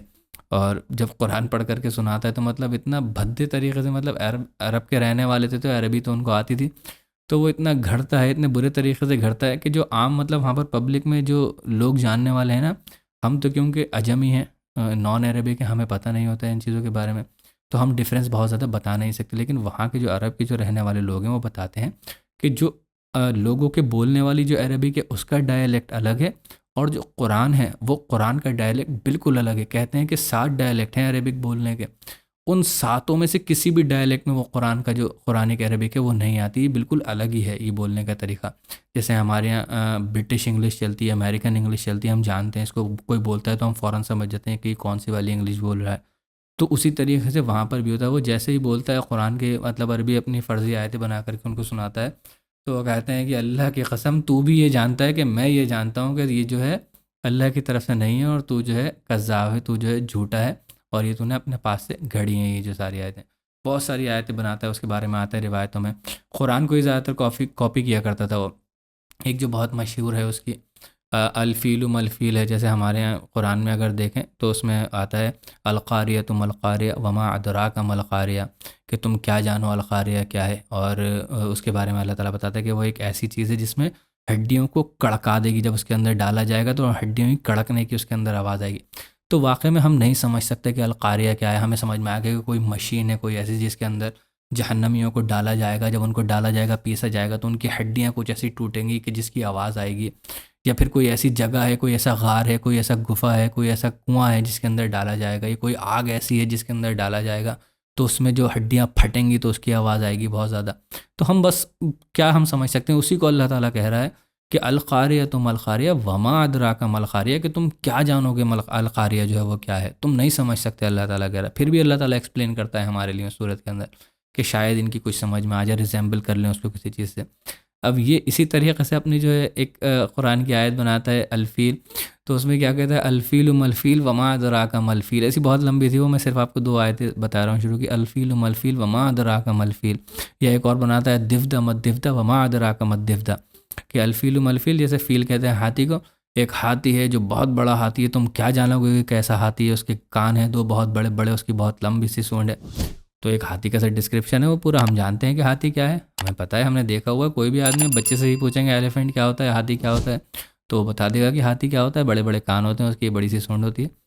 تو وہ جاہل مطلب اس طریقے کی چیزیں بناتا تھا، اور جو جاہل جو ہلا ہوتے تھے وہ اس کے پیچھے کچھ لگ بھی جایا کرتے تھے، کچھ اپنے پرسنل بینیفٹ کی وجہ سے لگتے تھے کہ ہاں ٹھیک ہے، ایک پاور ہے یہ اپنے آپ میں، اس کی ایک چھوٹی سی آرمی ہے، یا شاید ہو سکتا ہے مسلمانوں کے خلاف کھڑا ہو، ہرا دے یہ مسلمانوں کو، ہمیں ایکسیپٹ نہیں کرنا پڑے اسلام ایز اے ریلیجن کو، یا اسلام ایز اے دین کو۔ تو وہ اس کے ساتھ جڑے ہوئے تھے، کچھ اپنے پرسنل مفاد کے لیے، اور کچھ بیوقوف جاہل بالکل جو تھے، جن کے پاس دماغ عقل ہی نہیں تھا، جو ان چیزوں پر غور نہیں کرتے تھے، وہ اس کے ساتھ جڑے ہوئے تھے۔ تو خیر رسول اللہ صلی اللہ علیہ وسلم نے اس کو پہلے ہی مطلب دجال کہہ دیا تھا، اور یہ جو مسیلمہ کذاب ہے اس کے خلاف، کیونکہ یہ بالکل آخری وقت میں 9ویں 10ویں ہجری میں اس نے یہ رسول اللہ صلی اللہ علیہ وسلم کے پاس بھیجا تھا۔ رسول اللہ صلی اللہ علیہ وسلم اس وقت میں کتنی اور چیزوں میں بزی تھے۔ اس کے بعد جیسے ہی رسول اللہ صلی اللہ علیہ وسلم کے بعد اس دنیا سے رخصت ہوتے ہیں، حضرت ابو بکر رضی اللہ تعالیٰ عنہ پہلے خلیفہ بنتے ہیں، اور حضرت ابو بکر رضی اللہ تعالیٰ عنہ کچھ مطلب بڑے بڑے فتنے ان کے دور میں ہو جاتے ہیں بہت سارے۔ ان فتنوں میں سے ایک بڑا فتنہ یہ بھی بنتا ہے مسیلمہ الکذاب، اور اس کے خلاف حضرت ابوبکر رضی اللہ تعالیٰ عنہ ایک جتھا، ایک جنگی مہم بھیجتے ہیں پوری، اور اس میں ایک صحابی تھے جن کے بارے میں آپ سب کو پتہ ہونا چاہیے، پتہ ہوگا یا آپ سب لوگوں کو نام پتہ ہے، ہو سکتا ہے جن لوگوں نے شروعات سے سیرت اچھے سے سن رہے ہیں ان کو یاد بھی ہو، کہ اس کو ایک صحابی قتل کرتے ہیں، اس کذاب کو، وہ تھے وحشی ابن حرب رضی اللہ تعالیٰ عنہ، وہی وحشی جنہوں نے اسلام کے سب سے بہترین انسان کو قتل کیا تھا، حضرت حمزہ رضی اللہ تعالیٰ عنہ کو، جن کو مطلب آدمی نام ہی آتا ہے تو ایموشنل ہو جاتا ہے، کہ جن کی مطلب جن کو شہید کیا تھا رسول اللہ صلی اللہ علیہ وسلم کی وجہ سے، خاص طور سے کہ رسول اللہ کتنی محبت کرتے تھے ان سے، اور کیا مطلب بہترین لائن آف اللہ، جن کو اسد اللہ کہا جاتا ہے، شیر کا شیر خدا کہا جاتا ہے، ان کو، اس شخص کو انہوں نے شہید کیا تھا اسلام کے سب سے بہترین، اور اپنے منہ سے کہتے تھے وہ اس کو، جب انہوں نے، ان کو مطلب یہ ہمیشہ اپنی زندگی میں اس چیز کا ریمورس رہا تھا، بہت دکھ رہتا تھا، اس چیز کا افسوس رہتا تھا، اور مسلمان بھی ان کو اس طریقے سے ایکسیپٹ نہیں کرتے تھے، کیونکہ انہوں نے رسول اللہ کا دل دکھایا تھا، رسول اللہ نے کہا تھا کہ میرے سامنے مت آنا وحشی، تیرا اسلام تو قبول ہے لیکن اپنی شکل میرے سامنے مت لانا، کیونکہ مجھے اپنا چچا یاد آ جاتا ہے۔ تو وہ جو تھے، وہ ان کو اس چیز کا بڑا افسوس تھا، اور وہ ہمیشہ یہی کہتے تھے، یا اللہ تعالیٰ مجھ سے کچھ ایسا کام لے لے جس سے میرا یہ اتنا بڑا گناہ جو ہے وہ دھل جائے۔ حالانکہ ان کا گناہ جو تھا وہ دھل گیا، کیونکہ وہ تو انہوں نے جاہلیت میں کیا تھا، کفری اسٹیٹ میں جب وہ تھے تو انہوں نے یہ کام کیا تھا۔ جب انہوں نے اسلام قبول کیا ہے تو سارے جو اسلام کہتا ہے کہ پرانے کتنے بھی بڑے بڑے گناہ ہوں وہ سب اللہ تعالیٰ معاف کر دیتا ہے، ایون ان کو نیکیوں میں بھی بدل دیتا ہے اللہ تعالیٰ کو، اگر گناہ ہوئے ہیں پچھلے میں تو۔ لیکن ان کی آپ کہیں کہ سنسیئرٹی تھی، ان کے دل میں یہ بات رہتی تھی۔ وہ جنگ یمامہ میں جاتے ہیں، بیٹل آف یمامہ بہت آپ کہیں کہ بڑی بیٹل ہے اسلامک، اگر ہسٹوریکل پوائنٹ آف ویو سے دیکھا جائے تو، اس میں جنگ میں یہ جاتے ہیں اور انہی کا وہ بھالا لے کر کے جاتے ہیں، روایتوں میں آتا ہے جس سے انہوں نے حضرت حمزہ رضی اللہ تعالیٰ عنہ کو شہید کیا تھا۔ اور یہ جہاں پر بس موقع پاتے ہیں، جیسے بالکل حضرت حمزہ کے پیچھے لگے ہوئے تھے جنگ احد کے اندر، جنگ یمامہ میں یہ صرف اور صرف اسی کے اوپر گھات لگائے ہوئے تھے، اسی کے اوپر اپنی نظر جمائے ہوئے تھے کہ کہیں سے کسی طریقے سے موقع مل جائے اور یہ اس کو قتل کر دیں اور اس کو اس دنیا سے رخصت کر دیں، اور یہ جو مطلب کذاب ہے، ایک دجال جو ہے اس دنیا کے اوپر ہے، اس کا بوجھ جو ہے اس دنیا سے ہلکا کر دیں۔ تو ان کو ایک جنگ کے اندر ایسا موقع ملتا ہے، اور وہ اس موقع میں مطلب جو ان کا کہا جاتا ہے پہلے سے ہی کہ بولز آئی کو ہٹ کرتے تھے، وہ بالکل ان کا جو تھا نشانہ بہت ہی زبردست نشانہ تھا۔ اگر کہتے ہیں کہ چھوٹا سا کوئی سوراخ ہو، سوراخ کے اندر سے اگر نیزہ نکالنا ہو تو یہ بہت اچھا نشانہ لگا کر کے اس سوراخ کے اندر سے بھی نیزے کو ان ٹچ نکال دیں گے، ٹچ بھی نہیں ہوگا بالکل اس کو۔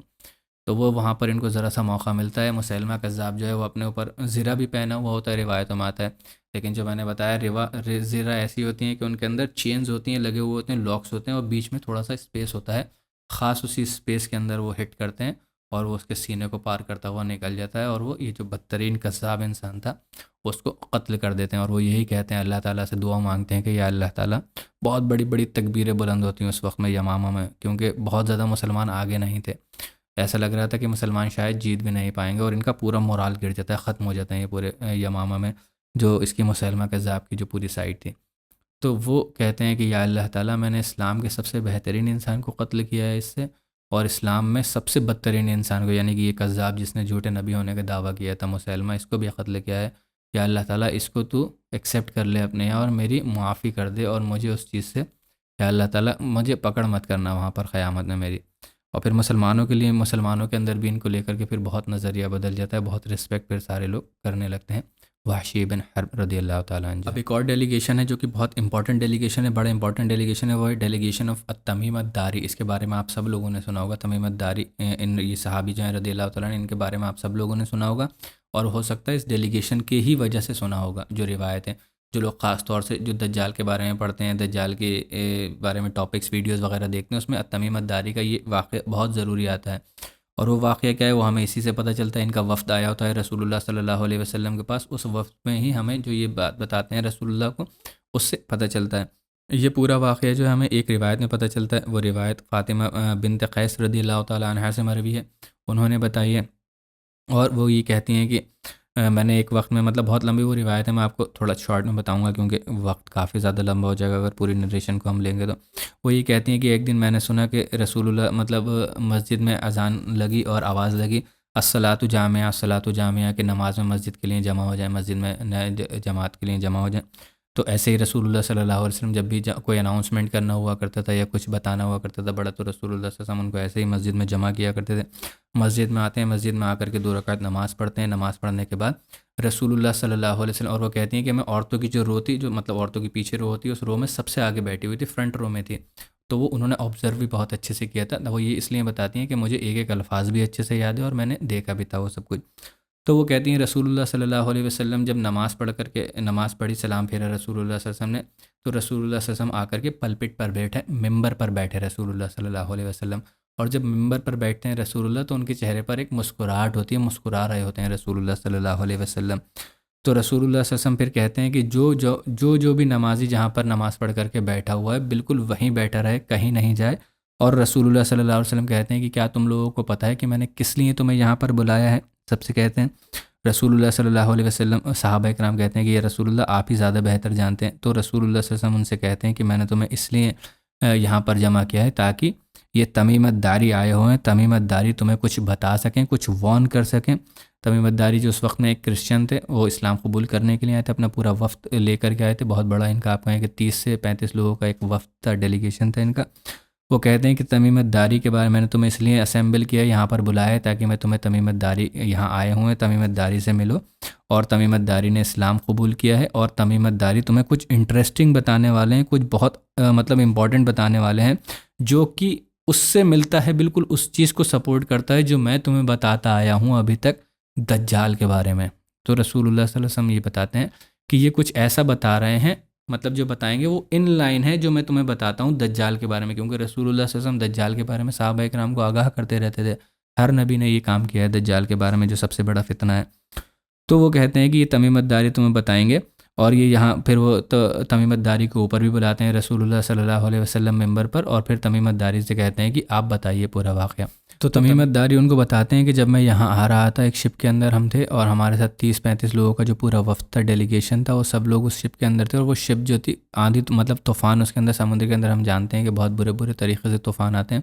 اس طوفان میں کہیں گھم گئی۔ لگ بھگ 1 مہینہ چلنے کے بعد ایک ایسی جگہ پر پہنچے، ایک ایسے آئی لینڈ پر پہنچے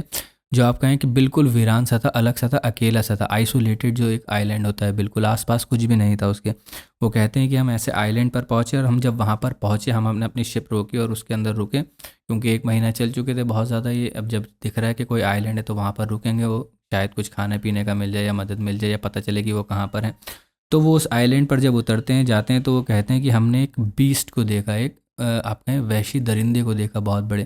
اور وہ بیسٹ جو تھا اس کے بہت بڑے بڑے بال تھے، بہت زیادہ بال تھے اس کے اوپر۔ اس کے بارے میں بتاتے ہیں تو اس سے پوچھتے ہیں، وہ پوچھتا ہے کہ وہ اس سے پوچھتے ہیں، مطلب وہ پوچھتا ہے ان سے، جو درندہ ہے وہ پوچھتا ہے کہ تم لوگ کون ہو؟ وہ بولتا ہے تو یہ گھبرا جاتے ہیں ویسے ہی اس درندے کی جب وہ بولنا شروع کرتا ہے۔ تو وہ اس سے پوچھتے ہیں کہ تو کون ہے، گھبرا کر کے، تو کون ہے؟ ہم جو ہے وہ اپنے بارے میں بتاتے ہیں کہ میں تمیمت داری ہوں، تو کون ہے؟ تو وہ بتاتا ہے کہ میں جو ہوں الجساسہ ہوں، اپنے بارے میں بتاتا ہے، اپنا نام بتاتا ہے، میں الجساسہ ہوں۔ اور وہ کہتا ہے کہ تم فلاں فلاں جگہ پر جاؤ، وہ اپنا پورا بتاتے ہیں کہ ہم یہاں آ رہے تھے، ہم گھوم گئے۔ تو وہ کہتا ہے کہ تم فلاں جگہ پر جاؤ، ایک مونسٹری کے بارے میں بتاتا ہے، ایک آپ کہیں کہ درگاہ کہہ لیں یا آپ کہیں کہ ایک خانخواہ جو ہوتی ہے اس کے بارے میں بتاتا ہے۔ وہ کہتا ہے کہ وہاں چلے جاؤ، اور وہاں پر اس خانخواہ کے اندر، اس ڈیرہ کے اندر کوئی شخص ہے جو تمہارا بہت ایگرلی ویٹ کر رہا ہے، جو تمہارا انتظار کر رہا ہے۔ اب یہ چیز اپنے آپ میں سوچنے والی ہے جو یہ وہ کہتا ہے کہ کوئی ایک شخص ہے وہاں پر جو تمہارا بے صبری سے انتظار کر رہا ہے۔ کون ہے وہ شخص اور کیوں کر رہا ہے وہ انتظار کیوں کر رہا ہے؟ تو وہ کہتے ہیں کہ ہم جلدی جلدی اس جگہ پر جو اس نے ہمیں بتایا تھا، جس مونسٹری کے بارے میں، جس خانخواہ کے بارے میں، ڈیرے کے بارے میں اس نے ہمیں بتایا تھا، ہم اس جگہ پر گئے۔ ہم وہاں پر جاتے ہیں تو ہم وہاں پر کیا دیکھتے ہیں کہ وہاں پر ایک کوئی بہت بڑا مطلب اچھے سٹیچر کا آدمی، کوئی لمبا چوڑا لہیم شہیم، جس کو ہماری لینگویج میں، لوکل لینگویج میں کہا جاتا ہے، ایک ویل بلٹ پرسنالٹی والا انسان وہاں پر شیکلز میں بنا ہوا، بیڑیوں میں، زنجیروں میں بنا ہوا پڑا ہوا ہے، جس کے ہاتھ اس کے گلے سے بنے ہوئے ہیں، اس کے ہاتھوں میں ہتھکڑیاں پڑی ہوں گی، اور وہ ہتھکڑیاں جو ہیں اس کے گلے سے باندھ دی گئی ہے، اور اس کے پیروں میں بیڑیاں پڑی ہوئی ہیں تاکہ وہ موو نہیں کر پائے، چل نہیں پائے، جیسے کوئی قیدی ہوتا ہے، جیسے کسی کو قید کر کر کے ڈالا جاتا ہے، کوئی پرزنر ہوتا ہے، اس پرزنر کو ڈالتے ہیں یہاں پر لا کر کے۔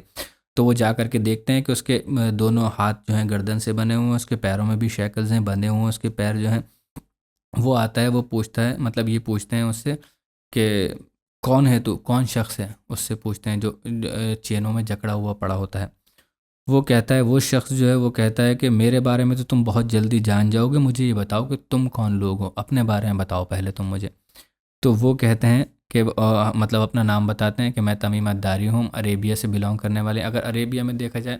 تو یہ پورا عربیہ جو ہے پوری ایک بہت بڑا خطہ ہے، لیکن یہ اگر پراپرلی دیکھا جائے تو پیلسٹائن کی طرف کا جو علاقہ ہے اس طرف بلانگ کرتے ہیں، وہ بھی میڈیٹرینین سی کی طرف کا جو علاقہ ہے۔ اسی لیے وہ وہاں سے ٹریول کرتے ہوئے رسول اللہ صلی اللہ علیہ وسلم کی طرف آتے ہیں، میڈیٹرینین سی سے ہوتے ہوئے، پورے ریڈ سی سے ہوتے ہوئے رسول اللہ کے پاس جانا چاہتے تھے، مطلب ناؤ والا جو سفر تھا وہ پورا لیتے ہیں، جو ایک سی راؤٹ تھا، اسی میں یہ گھوم جاتے ہیں۔ تو یہ اپنا پورا اپنے بارے میں بتاتے ہیں، ہم عرب سے بلانگ کرتے ہیں، اپنے بارے میں تمیمت داری ہوں، اور ہم ایسے جا رہے ہیں، اس جگہ پر جا رہے ہیں، اور اس طریقے سے ہم جو ہے ہمارا جو راستے میں جہاز تھا وہ گم گیا، بہت طوفان میں پھنس گیا تھا، 1 مہینہ چلنے کے بعد ہمیں یہ جگہ دکھی تو ہم اس جگہ پر آ گئے۔ تو وہ کہتا ہے کہ ٹھیک ہے، جو وہ شخص ہے اس سے وہ شخص پوچھتا ہے کہ اچھا مجھے جو بیسان ہے، بیسان میں جو کھجور کے پیڑ ہیں اس کے بارے میں بتاؤ۔ بیسان جو ایک جگہ ہے وہ پیلسٹائن کی، کیونکہ جب وہ بتاتے ہیں ہم وہاں کے ہیں تو وہیں کے بارے میں پوچھتا ہے کہ جو بیسان ایک جگہ ہے وہاں کے جو کھجور کے پیڑ ہیں ان کے بارے میں بتاؤ۔ تو وہ کہتے ہیں ان کے بارے میں کیا بتانا ہے، کیا پوچھنا چاہتے ہو ان کے بارے میں؟ تو وہ پوچھتا ہے کہ کیا وہ ہرے بھرے ہیں، ابھی وہ پھل دے رہے ہیں، یا وہ سوکھ گئے ہیں، ختم ہو گئے ہیں؟ تو یہ کہتے ہیں کہ تمیمت داری کہتے ہیں کہ نہیں، وہ تو ابھی ہرے بھرے ہیں، وہ پھل دے رہے ہیں۔ وہ کہتے ہیں کہ ٹھیک ہے۔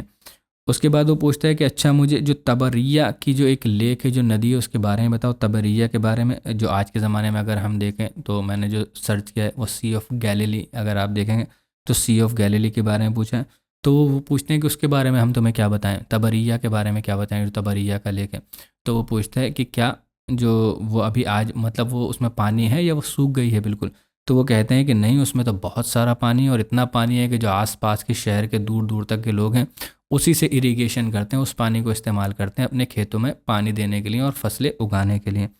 تو وہ کہتا ہے کہ اچھا ٹھیک ہے، کوئی بات نہیں، یہ ایک دن سوکھ جائے گی، ابھی تو اس کے اندر بہت سارا مطلب پانی ہے، یہ ایک دن سوکھ جائے گی۔ پھر وہ پوچھتا ہے کہ inform me about the spring of زوغر، جو ایک زوغر جگہ ہے، اس کے بارے میں ایک جھرنا تھا، اس کے بارے میں مجھے بتاؤ۔ جو اس کو میں نے اگر آج سرچ کیا ہے تو وہ جگہ جو ایک ٹرانس جارڈن جو علاقہ تھا، مطلب اب تو جارڈن کا علاقہ بہت چھوٹا ہو چکا ہے، لیکن پہلے کافی بڑا تھا، ٹرانس جارڈن اس کو کہا جاتا تھا، اس جگہ پر یہ جگہ پڑتی ہے، یہ جو اسپرنگ آف زوغر ہے۔ وہ کہتا ہے اس کے بارے میں بتاؤ، تو وہ پوچھتے ہیں کہ اس کے بارے میں کیا بتائیں۔ وہ کہتا ہے کہ یہ سوکھ گیا یا یہ ابھی بھی جھرنا چل رہا ہے۔ تو وہ کہتے ہیں کہ نہیں، یہ ابھی بھی چل رہا ہے، اور لوگ اس کے پانی سے، اس کے آس پاس کے جو لوگ ہیں وہ بھی اریگیشن کرتے ہیں، وہ اپنی فصلوں کے لیے اس پانی کو استعمال کرتے ہیں۔ تو وہ کہتا ہے کہ اچھا وہاں پر بھی ابھی بہت سارا پانی ہے۔ تو پھر وہ پوچھتا ہے، ان سے ایک سوال پوچھتا ہے کہ inform me about the unlettered prophet, مجھے نبی امی کے بارے میں بتاؤ۔ تو وہ پوچھتے ہیں کہ نبی امی کے بارے میں کیا بتائیں۔ وہ کہتے ہیں کہ وہ نبی امی ابھی آ گیا یا نہیں آیا ہے، وہ نبی امی یعنی کہ رسول اللہ صلی اللہ علیہ وسلم کی بات ہو رہی ہے، کیونکہ نبی امی رسول اللہ صلی اللہ علیہ وسلم کی بہت سارے جو مطلب اسلام کے علاوہ جو اور بھی بہت سارے لوگ مطلب ادر ریلیجنس کے لوگ ہیں، وہ رسول اللہ صلی اللہ علیہ وسلم کو نبی امی کہتے ہیں، انلیٹرڈ پروفٹ کہتے ہیں رسول اللہ صلی اللہ علیہ وسلم کو۔ وہ آ گیا ہے تو کیا اس نے کیا ابھی تک کیا کیا ہے، اپنی نبوت کا جو اعلان ہے وہ ہو گیا ہے کیا؟ تو پھر یہ جو تمیمت داری، کیونکہ وہ رسول اللہ صلی اللہ علیہ وسلم کے ہی پاس جا رہے ہوتے ہیں، اسلام قبول کرنے جا رہے ہوتے ہیں، ان کو پتہ ہوتا ہے رسول اللہ کے بارے میں، تو وہ بتاتے ہیں کہ ہاں جس نبی کی تم بات کر رہے ہو وہ مکہ میں آ گئے ہیں، مکہ میں انہوں نے مطلب اسلام کے بارے میں دعوت دی، مکہ سے نکل کر کے وہ مدینہ میں سیٹل ہو چکے ہیں، اور کافی سارے لوگ ان سے جڑ رہے ہیں، ان کے دین کو جو ہے ایکسیپٹ کر رہے ہیں۔ تو وہ پوچھتا ہے کہ کیا جو عرب کے جو لوگ ہیں وہ ان سے لڑتے ہیں، مطلب وہ پوچھتا ہے جو شیکلز میں پڑا ہوا ہوتا ہے انسان، وہ قیدی جو ہوتا ہے، وہ قیدی پوچھتا ہے کہ کیا وہ لوگ جو ہیں اس سے لڑ رہے ہیں ابھی، یا اس کی دعوت کو پورے طریقے سے ایکسیپٹ کر لیا ہے۔ تو وہ بتاتے ہیں کہ نہیں، لڑتے بھی ہیں، تو مطلب لڑی زیادہ رہے ہیں۔ تو وہ کہتا ہے کہ اس لڑائی کا کیا ہوتا ہے کہ وہ جو نبی ہے وہ جیت رہا ہے یا عرب کے جو لوگ ہیں وہ جیت رہے ہیں۔ تو وہ کہتے ہیں کہ بتاتے ہیں کہ نہیں، مطلب برابر سرابر کا معاملہ شروعات میں تو تھا، لیکن اب جو وہ نبی ہیں ان کی ہی زیادہ جیت ہوتی ہے، اور انہوں نے جو بڑا ایک عرب کا ایک خطہ ہے اس کے اوپر اپنی پاور جما لی ہے، اور لوگ ان کے دین کو ایکسیپٹ کر رہے ہیں۔ تو پھر وہ کیا کہتا ہے، وہ کہتا ہے کہ جب یہ سنتا ہے کہ بہت بڑے خطے نے، بہت زیادہ تر لوگوں نے ان کی جو ہے دین کو قبول کر لیا ہے اور آپ اسلام کے فولڈ میں داخل ہو رہے ہیں، تو وہ کہتا ہے کہ اس پہ حیرت کرتا ہے۔ وہ کہتا ہے اچھا واقعی میں ایسا ہے کیا، کافی سارے لوگوں نے اسلام قبول کر لیا ہے؟ تو وہ کہتے ہیں، تمیمت داری کہتے ہیں کہ ہاں کافی سارے لوگوں نے اسلام قبول کر لیا ہے۔ تو پھر وہ کہتا ہے کہ جو قیدی ہوتا ہے وہ کہتا ہے کہ ان کے لیے اللہ کے مطلب وہ یہ کہتا ہے کہ واقعی میں ان کے لیے بہتر یہی ہے کہ وہ اس کی دعوت کو قبول کر لیں، جو وہ اسلام کے مطلب جو بھی دین کے بارے میں ان کو بتا رہا ہے، جس دین کی دعوت دے رہا ہے، اس کی دعوت کو ایکسیپٹ کر لیں، اسی میں ان کی بہتری ہے، اور اس کے ساتھ مطلب اس کو اوبیڈینس شو کریں، اس کی اطاعت کر لیں۔ اور پھر وہ کہتا ہے کہ بتاتا ہے کہ اب میں تمہیں اپنے بارے میں بتاتا ہوں، تم نے مجھ سے پوچھا تھا نا مجھے میرے بارے میں کہ میں کون ہوں۔ وہ کہتا ہے کہ اب میں تمہیں اپنے بارے میں بتاتا ہوں، اور میں دجال ہوں۔ اپنے بارے میں بتاتا ہے، وہ جو قیدی تھا وہ دجال تھا، وہ کہتا ہے کہ میں دجال ہوں، اور بہت جلدی عن قریب مجھے اجازت دی جائے گی، مجھے پرمیشن ملے گی کہ میں یہاں سے نکل سکوں، باہر جاؤں، یہاں پر تو ابھی میں بندی بنا ہوا پڑا ہوں، بہت جلدی مجھے اجازت ملے گی کہ میں یہاں سے نکل سکوں، یہاں سے نکلوں گا، اور جیسے ہی میں یہاں سے نکلوں گا کوئی دنیا کی ایسی جگہ نہیں بچے گی جہاں پر میں ٹریول نہیں کروں گا، ہر جگہ میں ٹریول کروں گا۔ اور 40 دن کا عدد وہ بتاتا ہے، جو کہ ہمیں اور الگ احادیث مبارکہ میں بھی ملتا ہے، جس میں وہ صحابی بھول جاتے ہیں کہ مجھے پتہ نہیں رسول اللہ نے کیا بتایا تھا، 40 دن بتایا تھا یا 4 دن بتایا تھا یا 4 ہفتے یا 4 مہینے بتایا تھا۔ تو وہ عدد یہاں پر ہمیں ملتا ہے۔ وہ کہتا ہے کہ کوئی جگہ ایسی نہیں بچے گی جہاں پر میں نہیں پہنچوں گا، اور 40 دن میں رہوں گا، اور صرف 2 جگہیں ایسی ہیں جہاں پر میں داخل نہیں ہو سکتا، جہاں پر میری انٹری جو ہے وہ پروہیبٹڈ ہے، وہ منع ہے، نہیں داخل ہو سکتا اس کے اندر۔ وہ جگہ کون سی تھی؟ وہ جگہ ہے، اپنے آپ بتاتا ہے، مکہ اور مدینہ، جو کہ ہمیں دوسری روایتوں سے ہمیں رسول اللہ صلی اللہ علیہ وسلم کی ملتا ہے، جس میں بتاتے ہیں کہ دجال مدینہ میں داخل نہیں ہو پائے گا۔ یہاں پر بھی رسول اللہ صلی اللہ علیہ وسلم کی ایک اور بات کو مطلب بالکل صحیح ثابت ہوتی ہے۔ وہ کہتے ہیں کہ دونوں جگہ پر میں انٹری کرنے کی اگر کوشش بھی کروں گا تو وہاں پر گیٹ پر اللہ تعالیٰ جو ہے فرشتوں کی ڈیوٹی لگائے گا، وہاں پر فرشتے کھڑے ہوں گے، اینجلز کھڑے ہوں گے 2، جو مجھے اندر داخل ہونے سے روک دیں گے، اس لیے میں مکہ اور مدینہ کے اندر داخل نہیں ہو پاؤں گا۔ تو پھر وہ کہتا ہے کہ جب میں داخل ہونے کی کوشش کروں گا تو 2 فرشتے وہاں کھڑے ہوں گے تلوار لے کر کے، اور جیسے ہی میں داخل ہونے کی کوشش کروں گا وہ روک دیں گے مجھے داخل ہونے سے ہر طریقے سے۔ مطلب جو طیبہ کا ہر راستہ ہوگا، ہر راستے پر کوئی نہ کوئی فرشتہ کھڑا ہوگا اور میں طیبہ میں انٹر نہیں کر پاؤں گا۔ تو وہ اتنا ہی کہنا ہوتا ہے ان کا تمیم الداری رضی اللہ تعالیٰ عنہ کا، کہ رسول اللہ صلی اللہ علیہ وسلم جو ہیں پلپٹ پر، ممبر پر اپنے، جو ان کے ہاتھ میں سٹاف ہوتا تھا، جو چھڑی ہوتی تھی رسول اللہ کے عمومی طور پر، وہ اس کو اپنے ممبر پر مارتے ہیں اور کہتے ہیں دس از طیبہ، حاضی ہی طیبہ، کہ مطلب یہی وہ طیبہ ہے، یعنی کہ پاک جگہ، یعنی کہ مدینہ کا دوسرا نام جو بہت سارے لوگ کہتے ہیں طیبہ کہتے ہیں مدینہ کو، تو رسول اللہ صلی اللہ علیہ وسلم کہتے ہیں کہ یہی ہے طیبہ، یہی ہے طیبہ اور یہی ہے طیبہ۔ اسی جگہ کو رسول اللہ صلی اللہ علیہ وسلم کہتے ہیں کہ طیبہ ہے۔ اور اس کے بعد رسول اللہ صلی اللہ علیہ وسلم سب کی طرف مخاطب ہوتے ہوئے کہتے ہیں کہ کیا یہی وہ نہیں ہے جو میں نے تمہیں دجال کے بارے میں بتایا ہے؟ تو سارے جو لوگ تھے وہ ایک ہی آواز میں کہتے ہیں کہ ہاں رسول اللہ صلی اللہ علیہ وسلم، آپ نے ہمیں ایسا ہی بتایا ہے۔ اب ایسا ہی بتایا، یہ اپنے آپ میں تھوڑی سی آپ کہیں کہ زن والی چیز آ گئی کہ کیسا بتایا، پورا نریشن یہی بتایا ہے رسول اللہ صلی اللہ علیہ وسلم نے، یا وہ کچھ چیزیں جو میں آپ کو بتا رہا ہوں کہ رسول اللہ نے بتائی ہیں کہ وہ مدینہ اور مکہ میں داخل نہیں ہو پائے گا، اور وہ جب آئے گا تو 40 راتیں یعنی کہ یہاں پر رکے گا اور ٹریول کرے گا پوری دنیا کے اندر، کوئی ایسی جگہ نہیں ہوگی جہاں پر وہ نہیں جا پائے گا، تو اس کے اوپر اختلاف ہے۔ اس کے بعد رسول اللہ صلی اللہ علیہ وسلم کہتے ہیں کہ یہی وہ تمیم الداری کی بات ہے جو میں چاہتا تھا کہ وہ آئیں اور وہ تمہیں بتائیں، کیونکہ وہ ساری باتوں کو سپورٹ کرتی ہے جو میں نے تمہیں بتائی ہیں۔ اور وہ کہتے ہیں رسول اللہ صلی اللہ علیہ وسلم کہ دجال جو ہے مکہ اور مدینہ کے اندر واقع میں داخل نہیں ہو پائے گا۔ اس کے بعد رسول اللہ صلی اللہ علیہ وسلم کہتے ہیں کہ آگاہ ہو جاؤ، بیہولڈ، رسول اللہ صلی اللہ علیہ وسلم کہتے ہیں کہ آگاہ ہو جاؤ، دجال جو ہے وہ اس وقت سیریا میں، سیرین سی میں، شام میں، یعنی کہ میڈیٹرینین سی میں، شام کے سب سے کلوز جو ہے وہ میڈیٹرینین سی ہے۔ اس کے بعد رسول اللہ صلی اللہ علیہ وسلم کہتے ہیں یا تو وہ شام میں ہے میڈیٹرینین سی میں، یا پھر وہ یمن کا جو ہے یمن کے سی میں ہے، یعنی کہ عریبین سی میں، یا پھر رسول اللہ صلی اللہ علیہ وسلم کہتے ہیں کہ نہیں، رسول اللہ صلی اللہ علیہ وسلم کہتے ہیں کہ وہ ایسٹ میں ہے، ایسٹ میں ہے، ایسٹ میں ہے، یعنی کہ مشرق میں ہے، مشرق میں ہے، مشرق میں ہے، رسول اللہ صلی اللہ علیہ وسلم 3 بار یہ کہتے ہیں۔ اور اس کے بعد وہ جو حدیث تھی وہ ختم ہو جاتی ہے کہ وہ کہتے ہیں کہ رسول اللہ صلی اللہ علیہ وسلم اس طرف اپنے ہاتھ سے اشارہ کر رہے تھے مشرق کی جانب، اور وہ فاطمہ بنت قیس جو ہیں وہ کہتی ہیں کہ یہ جو پورا نریشن تھا وہ میں نے یاد کر لیا، اور یہیں پر وہ نریشن جیسے کہ ایک میلوڈرامیٹک سی، ایک کوئی بہت کلائمیکس ہوتا ہے کسی مووی وغیرہ کا، ویسے ہی وہ حدیث جو ہے وہاں پر ختم ہو جاتی ہے۔ کافی ساری اس کے اندر چیزیں جو ایسی تھیں جو ایکسپلین ہونے سے رہ جاتی ہیں۔ اب یہ جو ایک حدیث ہے یہ ہے تو بالکل صحیح، یہ شاید بخاری یا مسلم کی کوئی روایت ہے، وہ اسکرین پر آپ کے آ رہا ہوگا لکھ کر کے کون سی روایت ہے، اس وقت میرے ذہن سے نکل گیا۔ لیکن بہت سارے علماء اکرام کیا کہتے ہیں، مطلب پہلے کے زمانے میں لگتا تھا ان کو کہ یہ کنٹروورشیل ہے بہت ساری۔ کیوں کنٹروورشیل ہے؟ وہ اس وجہ سے کنٹروورشیل کہتے ہیں کہ سند کی وجہ سے کنٹروورشیل نہیں ہے، سند اس کی بالکل ایک دم آپ کہیں کھرا سونا جیسے ہوتی ہے، بالکل ایک دم پکی سند ہے اس کی۔ اس کا جو کنٹینٹ ہے، اس کا جو متن ہے، اس کی وجہ سے وہ کہتے ہیں کہ یہ تھوڑی پرابلمیٹک ہے ہمارے لیے سمجھنے میں۔ کیونکہ اگر ہم دجال کے بارے میں دیکھیں، جو لوگ دجال کے بارے میں پڑھتے ہیں زیادہ، اس کی مطلب کسی کا انٹرسٹ ہوتا ہے، بہت سارے کچھ لوگ سیکرٹ سوسائٹیز کے بارے میں پڑھتے ہیں، کچھ اینڈ ٹائمز کے بارے میں پڑھتے ہیں، آخری کی جو نشانیاں ہیں، کچھ ججمنٹ ڈے کے بارے میں، کچھ جنت کے بارے میں، کچھ لوگ دجال کے بارے میں بہت انٹرسٹنگلی پڑھتے ہیں، تو ان کو پتہ ہوگا کہ اس میں رسول اللہ صلی اللہ علیہ وسلم کی زیادہ تر جو روایتیں ملتی ہیں اس میں یہ ہوتا ہے کہ دجال آنے والے وقت میں پیدا ہوگا، دجال آئے گا، اس کے ماں باپ کا بھی ڈسکرپشن رسول اللہ نے بتایا ہے کہ وہ کہاں پر پیدا ہوگا، اور وہ آخری وقت میں رسول اللہ صلی اللہ علیہ وسلم کی زیادہ تر روایتوں میں ہمیں ملتا ہے۔ لیکن یہ ایک لوتی روایت ایسی ہے جس میں دجال پیدا ہوا ہے، رسول اللہ صلی اللہ علیہ وسلم مطلب تمیم الداری اس سے مل چکے ہیں، دیکھ کر کے آئے ہیں۔ تو اس میں بہت سارے مطلب جلیل و قدر علماء اکرام کا اس کے اوپر ڈفرینس آف اوپینین ہے۔ جو پرانے جتنے بھی علماء اکرام تھے وہ یہ کہتے تھے کہ یہ مطلب حدیث تو صحیح ہے اگر ہم دیکھیں، لیکن متن کے اعتبار سے اور حدیثوں سے اگر ہم ملائیں تو یہ میچ نہیں کھا رہی ہے، مل نہیں رہی ہے، تو اس حدیث میں کوئی نہ کوئی پرابلم ہے۔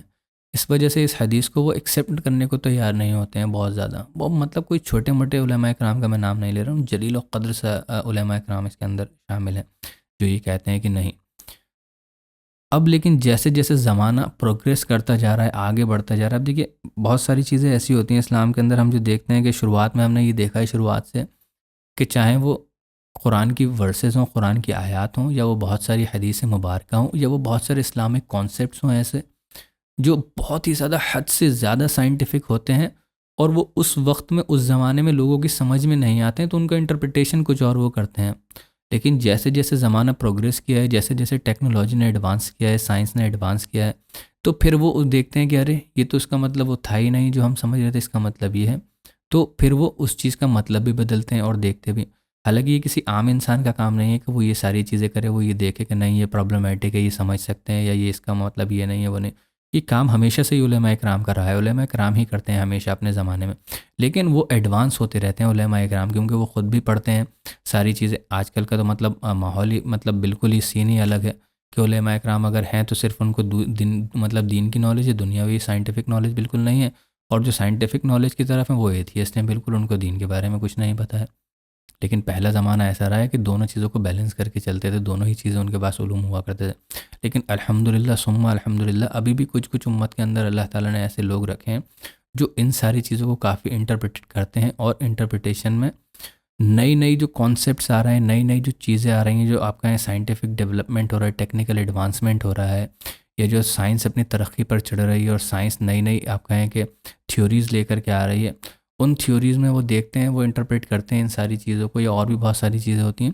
تو وہ مطلب ایک سینس بناتی ہیں، سمجھ میں آتا ہے۔ جیسے آپ سوچیں کہ رسول اللہ صلی اللہ علیہ وسلم کا جو معراج پہ جانے کا جو واقعہ ہے، وہ پرانے زمانے میں کسی کو سمجھ میں نہیں آتا ہے بالکل بھی۔ وہ کہتے ہیں کہ بس خواب میں ہوا ہوگا رسول اللہ صلی اللہ علیہ وسلم کو، بس چلے گئے ہوں گے، یا پھر بالکل آنکھیں بند کر کر کے مان لیتے ہیں جیسا کہ ہمیں حکم ہے۔ کوئی چیز سمجھ میں نہیں آ رہی ہو اسلام کے اندر تو آنکھیں بند کر کر کے اس کو مان لو، جو احکامات ہیں، اگر ایک بار اللہ کے اوپر ایمان لے آئے ہو تو۔ اس کے بعد جتنے بھی احکامات ہیں یا واقعات ہیں، اس کو تو تمہیں ماننا ہی ماننا ہے۔ کیوں؟ کیونکہ وہ اللہ کی طرف سے ہو سکتا ہے تمہاری عقل میں ابھی نہیں آ رہا ہو، آگے آنے والے وقت میں عقل میں آ جائے۔ تو اس وقت کے لوگ جو تھے انہوں نے مان لیا اس چیز کو۔ بہت سارے لوگ ایسے تھے گمراہ بھی ہوئے اس چیز سے لے کر کے، انہوں نے کہا کہ نہیں ایسا ہو ہی نہیں سکتا، بس ایک خواب میں تھی، وہ چیز بتا دی گئی، دکھا دی گئی، فزیکلی رسول اللہ صلی اللہ علیہ وسلم نے کوئی اتنا لمبا سفر نہیں کیا، اتنی جلدی پاسبل ہی نہیں ہے ٹریول کرنا۔ تو اس میں بھی شاید میں نے بتایا تھا، لیکن اس کو پھر میں اب ایک بار بتا دیتا ہوں کہ اب جیسے جیسے ہم دیکھ رہے ہیں کہ سائنٹیفک تھیوریز آگے بڑھ رہی ہیں، سائنس کا ایڈوانسمنٹ ہو رہا ہے، نئی نئی تھیوریز آ رہی ہیں، اس میں ایک نئی تھیوری ہے ٹائم ٹریول کی، جو کہ آپ کہیں کہ ہاٹ ٹاپک ہے اس معاشرے میں اس وقت، سائنٹیفک ڈیولپمنٹ میں یا سائنٹیفک اسٹڈیز میں اگر دیکھا جائے تو ٹائم ٹریول کا۔ تو اس میں اگر اس کانسیپٹ کے اندر اگر ہم رکھ کر کے دیکھتے ہیں رسول اللہ صلی اللہ علیہ وسلم کا جو پورا واقعہ ہے ٹریول کرنے کا، جانے کا، وارم ہولز جو ہیں، پورا یہ ساری چیزیں آپ کہیں کہ ٹریول کرنا، ٹائم ڈائلیشن یا ٹائم کا الگ الگ اسپیسز میں الگ الگ جگہوں پر جو ٹائم مطلب الگ الگ ہوتا ہے، یہ ساری چیزیں جو حالانکہ بہت ایڈوانس ہیں سائنٹیفک، عام آدمی کے شاید سمجھ میں بھی نہیں آئیں گی یہ ساری چیزیں، لیکن اس میں رکھ کر کے دیکھتے ہیں اگر تھوڑی بہت نالج ہے، کیونکہ میں سائنس کا اسٹوڈنٹ ہوں تو مجھے مطلب میں نے کافی مجھے انٹرسٹ بھی بہت ہے اس میں، مطلب یہ ٹائم ٹریول والا جو پورا ٹاپک ہے، تو اس میں رکھ کر کے دیکھتے ہیں تو اتنی بہترین سمجھ میں آتی ہیں، اتنی کلیئر ہوتی ہے، لگتا ہے کہ ہاں رسول اللہ صلی اللہ علیہ وسلم کے لیے یہی سب کچھ ہوا ہے۔ ایسے ہی وارم ہولز کھلے ہیں رسول اللہ صلی اللہ علیہ وسلم کے لیے، اور وہ براق اس کا نام ہی ایسی ہے، بجلی کی تیزی۔ اور جب ہم ٹائم ٹریول کب کرتے ہیں؟ جب بجلی کی سی تیزی، لائٹ کی سی ٹریول اگر ہم کریں، یہ سائنس مانتی ہے کہ اگر ہم لائٹ کی جو ہے اسپیڈ سے اگر ٹریول کریں گے تو ہم ٹائم ٹریول کر جائیں گے۔ وارم ہول کھل سکتے ہیں، الگ الگ جگہیں کچھ ایسی ہیں جہاں پر آپ کہیں کہ ان کا کچھ جگہیں ایسی ہیں جہاں پر وارم ہولز کھل سکتے ہیں، اور بہت مطلب اپنے آپ میں بہت ایڈوانس یہ ایک ٹاپک ہے گا۔ اور جب ہم دیکھتے ہیں تو براق بجلی کی تیزی والا اسی اسپیڈ سے ٹریول کر رہے ہیں، رسول اللہ کہہ رہے ہیں کہ جہاں پر میں نظر ڈال رہا ہوں وہاں پر وہ ٹریول کر رہا ہے، یعنی کہ نظر کیا ڈال رہا ہے، ایک وارم ہول کھل رہا ہے، اس کے اندر ان کو ایک جگہ دکھ رہی تو وہ اس کے اندر انٹر کر رہا ہے، دوسرے میں انٹر کر رہا ہے۔ حالانکہ یہ بہت ہی زیادہ سائنٹیفک ہو گیا، بہت سارے لوگوں کو لگتا ہے کہ یہ بچکانی باتیں ہیں، یا موویز زیادہ دیکھ لیں تو وہ ان کی سمجھ میں آ رہا ہے، یا موویز کا انٹرپریٹیشن ہو رہا ہے۔ اگر موویز میں دکھایا جا رہا ہے مطلب ان کے ذہن میں آ رہا ہے، تو مطلب ذہن میں وہی چیز آتی ہے جو اللہ تعالیٰ الاؤ کرتا ہے آنے کے لیے۔ یہ ذہن بھی تو انسان کا کام کر رہا ہے نا، اللہ تعالیٰ وہی ذہن کے اندر الاؤ کرتا ہے، جو بہت ساری چیزیں ایسی ہوتی ہیں جو ہم کبھی موویز وغیرہ میں بچپن میں دیکھا کرتے تھے کہ ہولوگرافک جو چیزیں اس کے اندر دکھایا کرتے تھے، ہمیں لگتا تھا ارے یار کتنی اچھی چیز ہے، یہ تو کبھی ہو ہی نہیں سکتی، مطلب ایسی چیزیں۔ لیکن اب ہم دیکھتے ہیں ہولوگرافک چیزیں کتنی ساری آ گئی ہیں، 3D چیزوں کے بارے میں دکھایا تھا، 3D آپ دیکھیے کتنی کامن ٹیکنالوجی ہو گئی ہے آج۔ ورچوئل ریئلٹی آپ دیکھیے کتنی بڑی آپ ٹیکنالوجی بن کر کے کھڑی ہوئی ہے، سامنے دستک دے رہی ہے ہماری نئی جنریشن کے اوپر۔ تو مطلب کوئی بھی چیز جو آتی ہے دماغ کے اندر وہ اللہ تعالیٰ ڈالتا ہے اور جان کر کے ڈالتا ہے تاکہ یہ لوگ اس تک پہنچیں، اور پہنچنے کے بعد بھی اگر اس کو ریئلائز نہیں کر پائیں، سب کچھ سمجھ لیں، جیسے کہ آپ اسٹیفن ہاکنس کا آپ دیکھیں، پوری اس نے آپ کہیں تھیوری آف ایولیوشن کے بارے میں اتنا زبردست اس نے سب کچھ دیکھ لیا کہ ہاں یہ جو ارتھ ہے ایوالو کر رہی ہے، بڑھ رہی ہے، اور اس نے دیکھا کہ بگ بینگ کے بارے میں پتہ کرا اس نے کہ اس کو اگر ریورس کر دیں تو ساری چیزیں جڑ جائیں گی آ کر کے ایک ساتھ، اور یہ سب کچھ جڑا ہوا تھا، اور اللہ تعالیٰ قرآن میں ہی بتاتا ہے کہ ایک دھماکہ ہوا پھر یہ ساری چیزیں ایگزسٹنس میں آئی ہیں، وہ بھی یہی کہتا ہے کہ ایگزسٹنس میں آئی ہیں اور بڑھتی جا رہی ہیں، ایوالو کرتی جا رہی ہیں، تو وہ ساری چیزیں بھی قرآن کی جو تھیوری ہے اس کے اوپر آتی ہیں، لیکن وہ عقل کا اندھا کیا ہوا اس کا، ویسے تو سب سے بڑا سائنٹسٹوں میں اس کا نام آتا ہے لیکن ہے عقل کا اندھا، اس نے ماننے سے منع کر دیا، انکار کر دیا اس چیز پر پہنچ کر کے کہ اگر ساری چیزوں کو ریورس کر دیا جائے تو پھر ٹائم ہی کہاں بچے گا، ٹائم تو تبھی ایگزسٹنس میں آیا جب ایک دھماکہ ہوا، بگ بینگ ہوئی ہے، لائٹ آئی ہے، تو وہ یہ سوچنے پر بس اتنا اس سے ایک سٹیپ اور سوچ لیتا کہ ہاں ٹائم تو ہمارے لیے ہے نا، اللہ تعالیٰ تو ٹائم کے پرے ہے، جو ڈیفینیشن اسلام میں اللہ تعالیٰ کی دی گئی ہے کیا بہترین ڈیفینیشن ہے کہ اللہ ہر چیز سے پرے ہے، اس کے انڈر ساری چیزیں آتی ہیں، وہ کسی چیز کے انڈر نہیں آتا، سارے قوانین اس کے انڈر آتے ہیں، وہ ہر قوانین سے بڑھ کر کے، نیچر کا ہر قانون، سائنس کا ہر قانون اس سے اوپر ہے اللہ تعالیٰ، بس اتنی سی بات اس کو سمجھنا تھی، ایمان لے آتا لیکن نہیں سمجھی، ناستک ہو کر کے مرا ہے، ایتھیسٹ ہو کر کے مرا ہے، تو یہ بہت مطلب ایسے شارپ پوائنٹ ہوتے ہیں، بہت خوبصورت، اگر ہم سمجھنا چاہیں، خیر کلاس بہت زیادہ لمبی ہو رہی ہے، ایک اور بھی ڈیلیگیشن پڑھانا تھا، کافی اور ڈیلیگیشنس رہ گئے، مجھے لگ رہا ہے کہ اگلی کلاس میں اس کو ہم کمپلیٹ کر پائیں گے، تو یہ جو پورا معاملہ ہے اگر دجال کا ہم اس کو بھی اگر ہم دیکھیں ٹائم ٹریول والے معاملے کے اوپر رکھ کر کے، بہت سارے ماڈرن علماء اکرام ہیں جو اس چیز کو بتاتے ہیں، اس کے بارے میں بتاتے ہیں، جو چیز اس نے بتائی تھی کہ یہ سوکھے گی، یہ ختم ہو جائے گی، یہ پھل پیڑ دینا بند کر دیں گے، یہ جو پیڑ ہیں پھل دینا بند کر دیں گے، یہ ساری چیزیں زیادہ تر ہو گئی ہیں اور کچھ قریب ہیں اس کے ہونے کے، کہ اتنی سوکھنے لگی ہیں، ان کا لیول، واٹر لیول کم ہونے لگا ہے دریاؤں کا، تو یہ اس کو کیسے پتہ تھا؟ اس وقت میں تو کوئی اتنی سائنٹیفک ڈیولپمنٹ نہیں ہوا تھا کہ اس شخص کو پتہ چل جائے گا، اور یہ حدیث بھی بالکل صحیح ہے، اپنے متن کے اعتبار سے بھی صحیح ہے اگر اس طریقے سے سمجھیں، اور سند کے اعتبار سے تو ہے ہی صحیح، اس کو غلط کوئی آج تک ثابت نہیں کر پایا ہے، بس سمجھ میں نہیں آتی تھی کسی کی، تو اس وجہ سے لوگوں نے کہنا شروع کر دیا کہ شاید پرابلمیٹک ہے، یہ ہماری سمجھ میں نہیں آ رہی، لیکن اس خانچے کے اندر آپ رکھ کر کے دیکھیں گے تو آپ کو سمجھ میں آئے گی بالکل۔ تو صرف یہ ایک چھوٹی سی کانسیپٹ تھا جو میں بتانا چاہ رہا تھا کہ بہت ساری چیزیں ہوتی ہیں جو اپنے وقت میں لگتی ہیں لوگوں کو الگ غلط، اب اس کو ماننا، اس پر ایمان رکھنا اب آپ کے لیے بھی کوئی ضروری نہیں ہے، اور اس کو نہیں ماننا اس کے اوپر بھی کوئی ضروری نہیں ہے، ہاں یہ ضرور ہے آپ یہ کہہ سکتے ہیں کہ یہ صحیح حدیث ہے، میری سمجھ میں نہیں آ رہی ہے، اللہ عالم، اللہ بہتر جانتا ہے کہ یہ کیا ہے، کیا معاملہ ہے، اور اللہ تعالیٰ بتا دے گا، لیکن کوئی یہ نہیں کہہ سکتا کہ یہ حدیث، کیونکہ ایک ایسی کتاب سے ہے جس کو اگر آپ غلط کہیں گے تو وہ پرابلمیٹک بہت زیادہ ہو جائے گا، پھر ایسے ہی ہر کوئی ہر حدیث میں پرابلمس نکالنا شروع کر دے گا کہ یہ اس طریقے سے سمجھ میں نہیں آ رہی، یہ اس طریقے سے سمجھ میں نہیں آ رہی، یہ اس طریقے سے، لیکن ہاں اس طریقے سے بھی جو میں نے آپ کو بتایا سائنٹیفک طریقے سے اگر آپ نہیں سمجھنا چاہتے ہیں تو یہ بھی آپ کے لیے فرض نہیں ہے کہ آپ کو اس طریقے سے سمجھنا پڑے گا اس چیز کو، تو مطلب اوپن ہے یہ ساری چیز، جو اگر اسلام کے اندر ہم دیکھیں تو ماننا تو ہے ہمیں حدیث کو، یہ حدیث ہے اسلام کے اندر اور صحیح حدیث ہے یہ بالکل، اور یہ واقعہ صحیح واقعہ ہے بالکل، اب یہ تو اللہ تعالیٰ کا ہی جب مطلب پورا معاملہ کھلے گا، غیب کا معاملہ کھلے گا، آخرت کا موقع ہوگا، یا تو کوئی نبی ہوتے ہیں ہمارے سامنے تو پوچھ لیتے ہیں ہم ان سے، رسول اللہ صلی اللہ علیہ وسلم سے، تو وہ بتا دیتے ہیں، اور نہیں ہے وہ آپشن ہمارے پاس تو اللہ تعالیٰ ہی ہمیں یہ ساری چیز جو ہے بتا سکتا ہے آخرت کے دن۔ تو خیر ابھی یہ بہت لمبا کافی کلاس ہو گیا اور بہت ساری چیزیں اور بھی ڈسکس کرنا تھی، ایک بہت بڑا وفد تھا جو کہ نجران کا، جو بہت مشہور ہے، بہت امپورٹنٹ وفد ہے نجران کا، اس کے بارے میں بھی ڈسکس کرنا تھا، لیکن وہ کافی بڑا واقعہ اپنے آپ میں ہے، اب اگر ہم اس کو کریں گے تو کافی لمبی کلاس ہو جائے گی، پہلے ہی کافی لمبی کلاس ہو چکی ہے، تو انشاءاللہ اس کو ہم اگلی کلاس میں ڈسکس کر لیں گے، اور بھی چھوٹے چھوٹے کچھ واقعات ہیں، کوشش کروں گا جو اس سے ریلیٹڈ ہوں اس ٹاپک سے، وہ انشاءاللہ ہم اگلی کلاس میں ڈسکس کر لیں، اور اللہ تعالیٰ سے دعا ہے کہ اس میں جو بھی کمیاں غلطیاں بحیثیت انسان مجھ سے کہنے میں یا آپ سے سننے میں ہو گئی ہوں، اللہ تعالیٰ ہمارے دلوں سے معاف عطا فرمائے، اللہ تعالیٰ مجھے کہنے سے زیادہ آپ کو سننے سے زیادہ عمل کرنے کی توفیق عطا فرمائے، آمین یا رب العالمین، سبحانک اللہم و بحمدک، نشہد ان لا الہ الا انت، نستغفرک و اتوب الیک، وما علینا الا البلاغ المبین، جزاکم اللہ خیرا و احسن الجزاء۔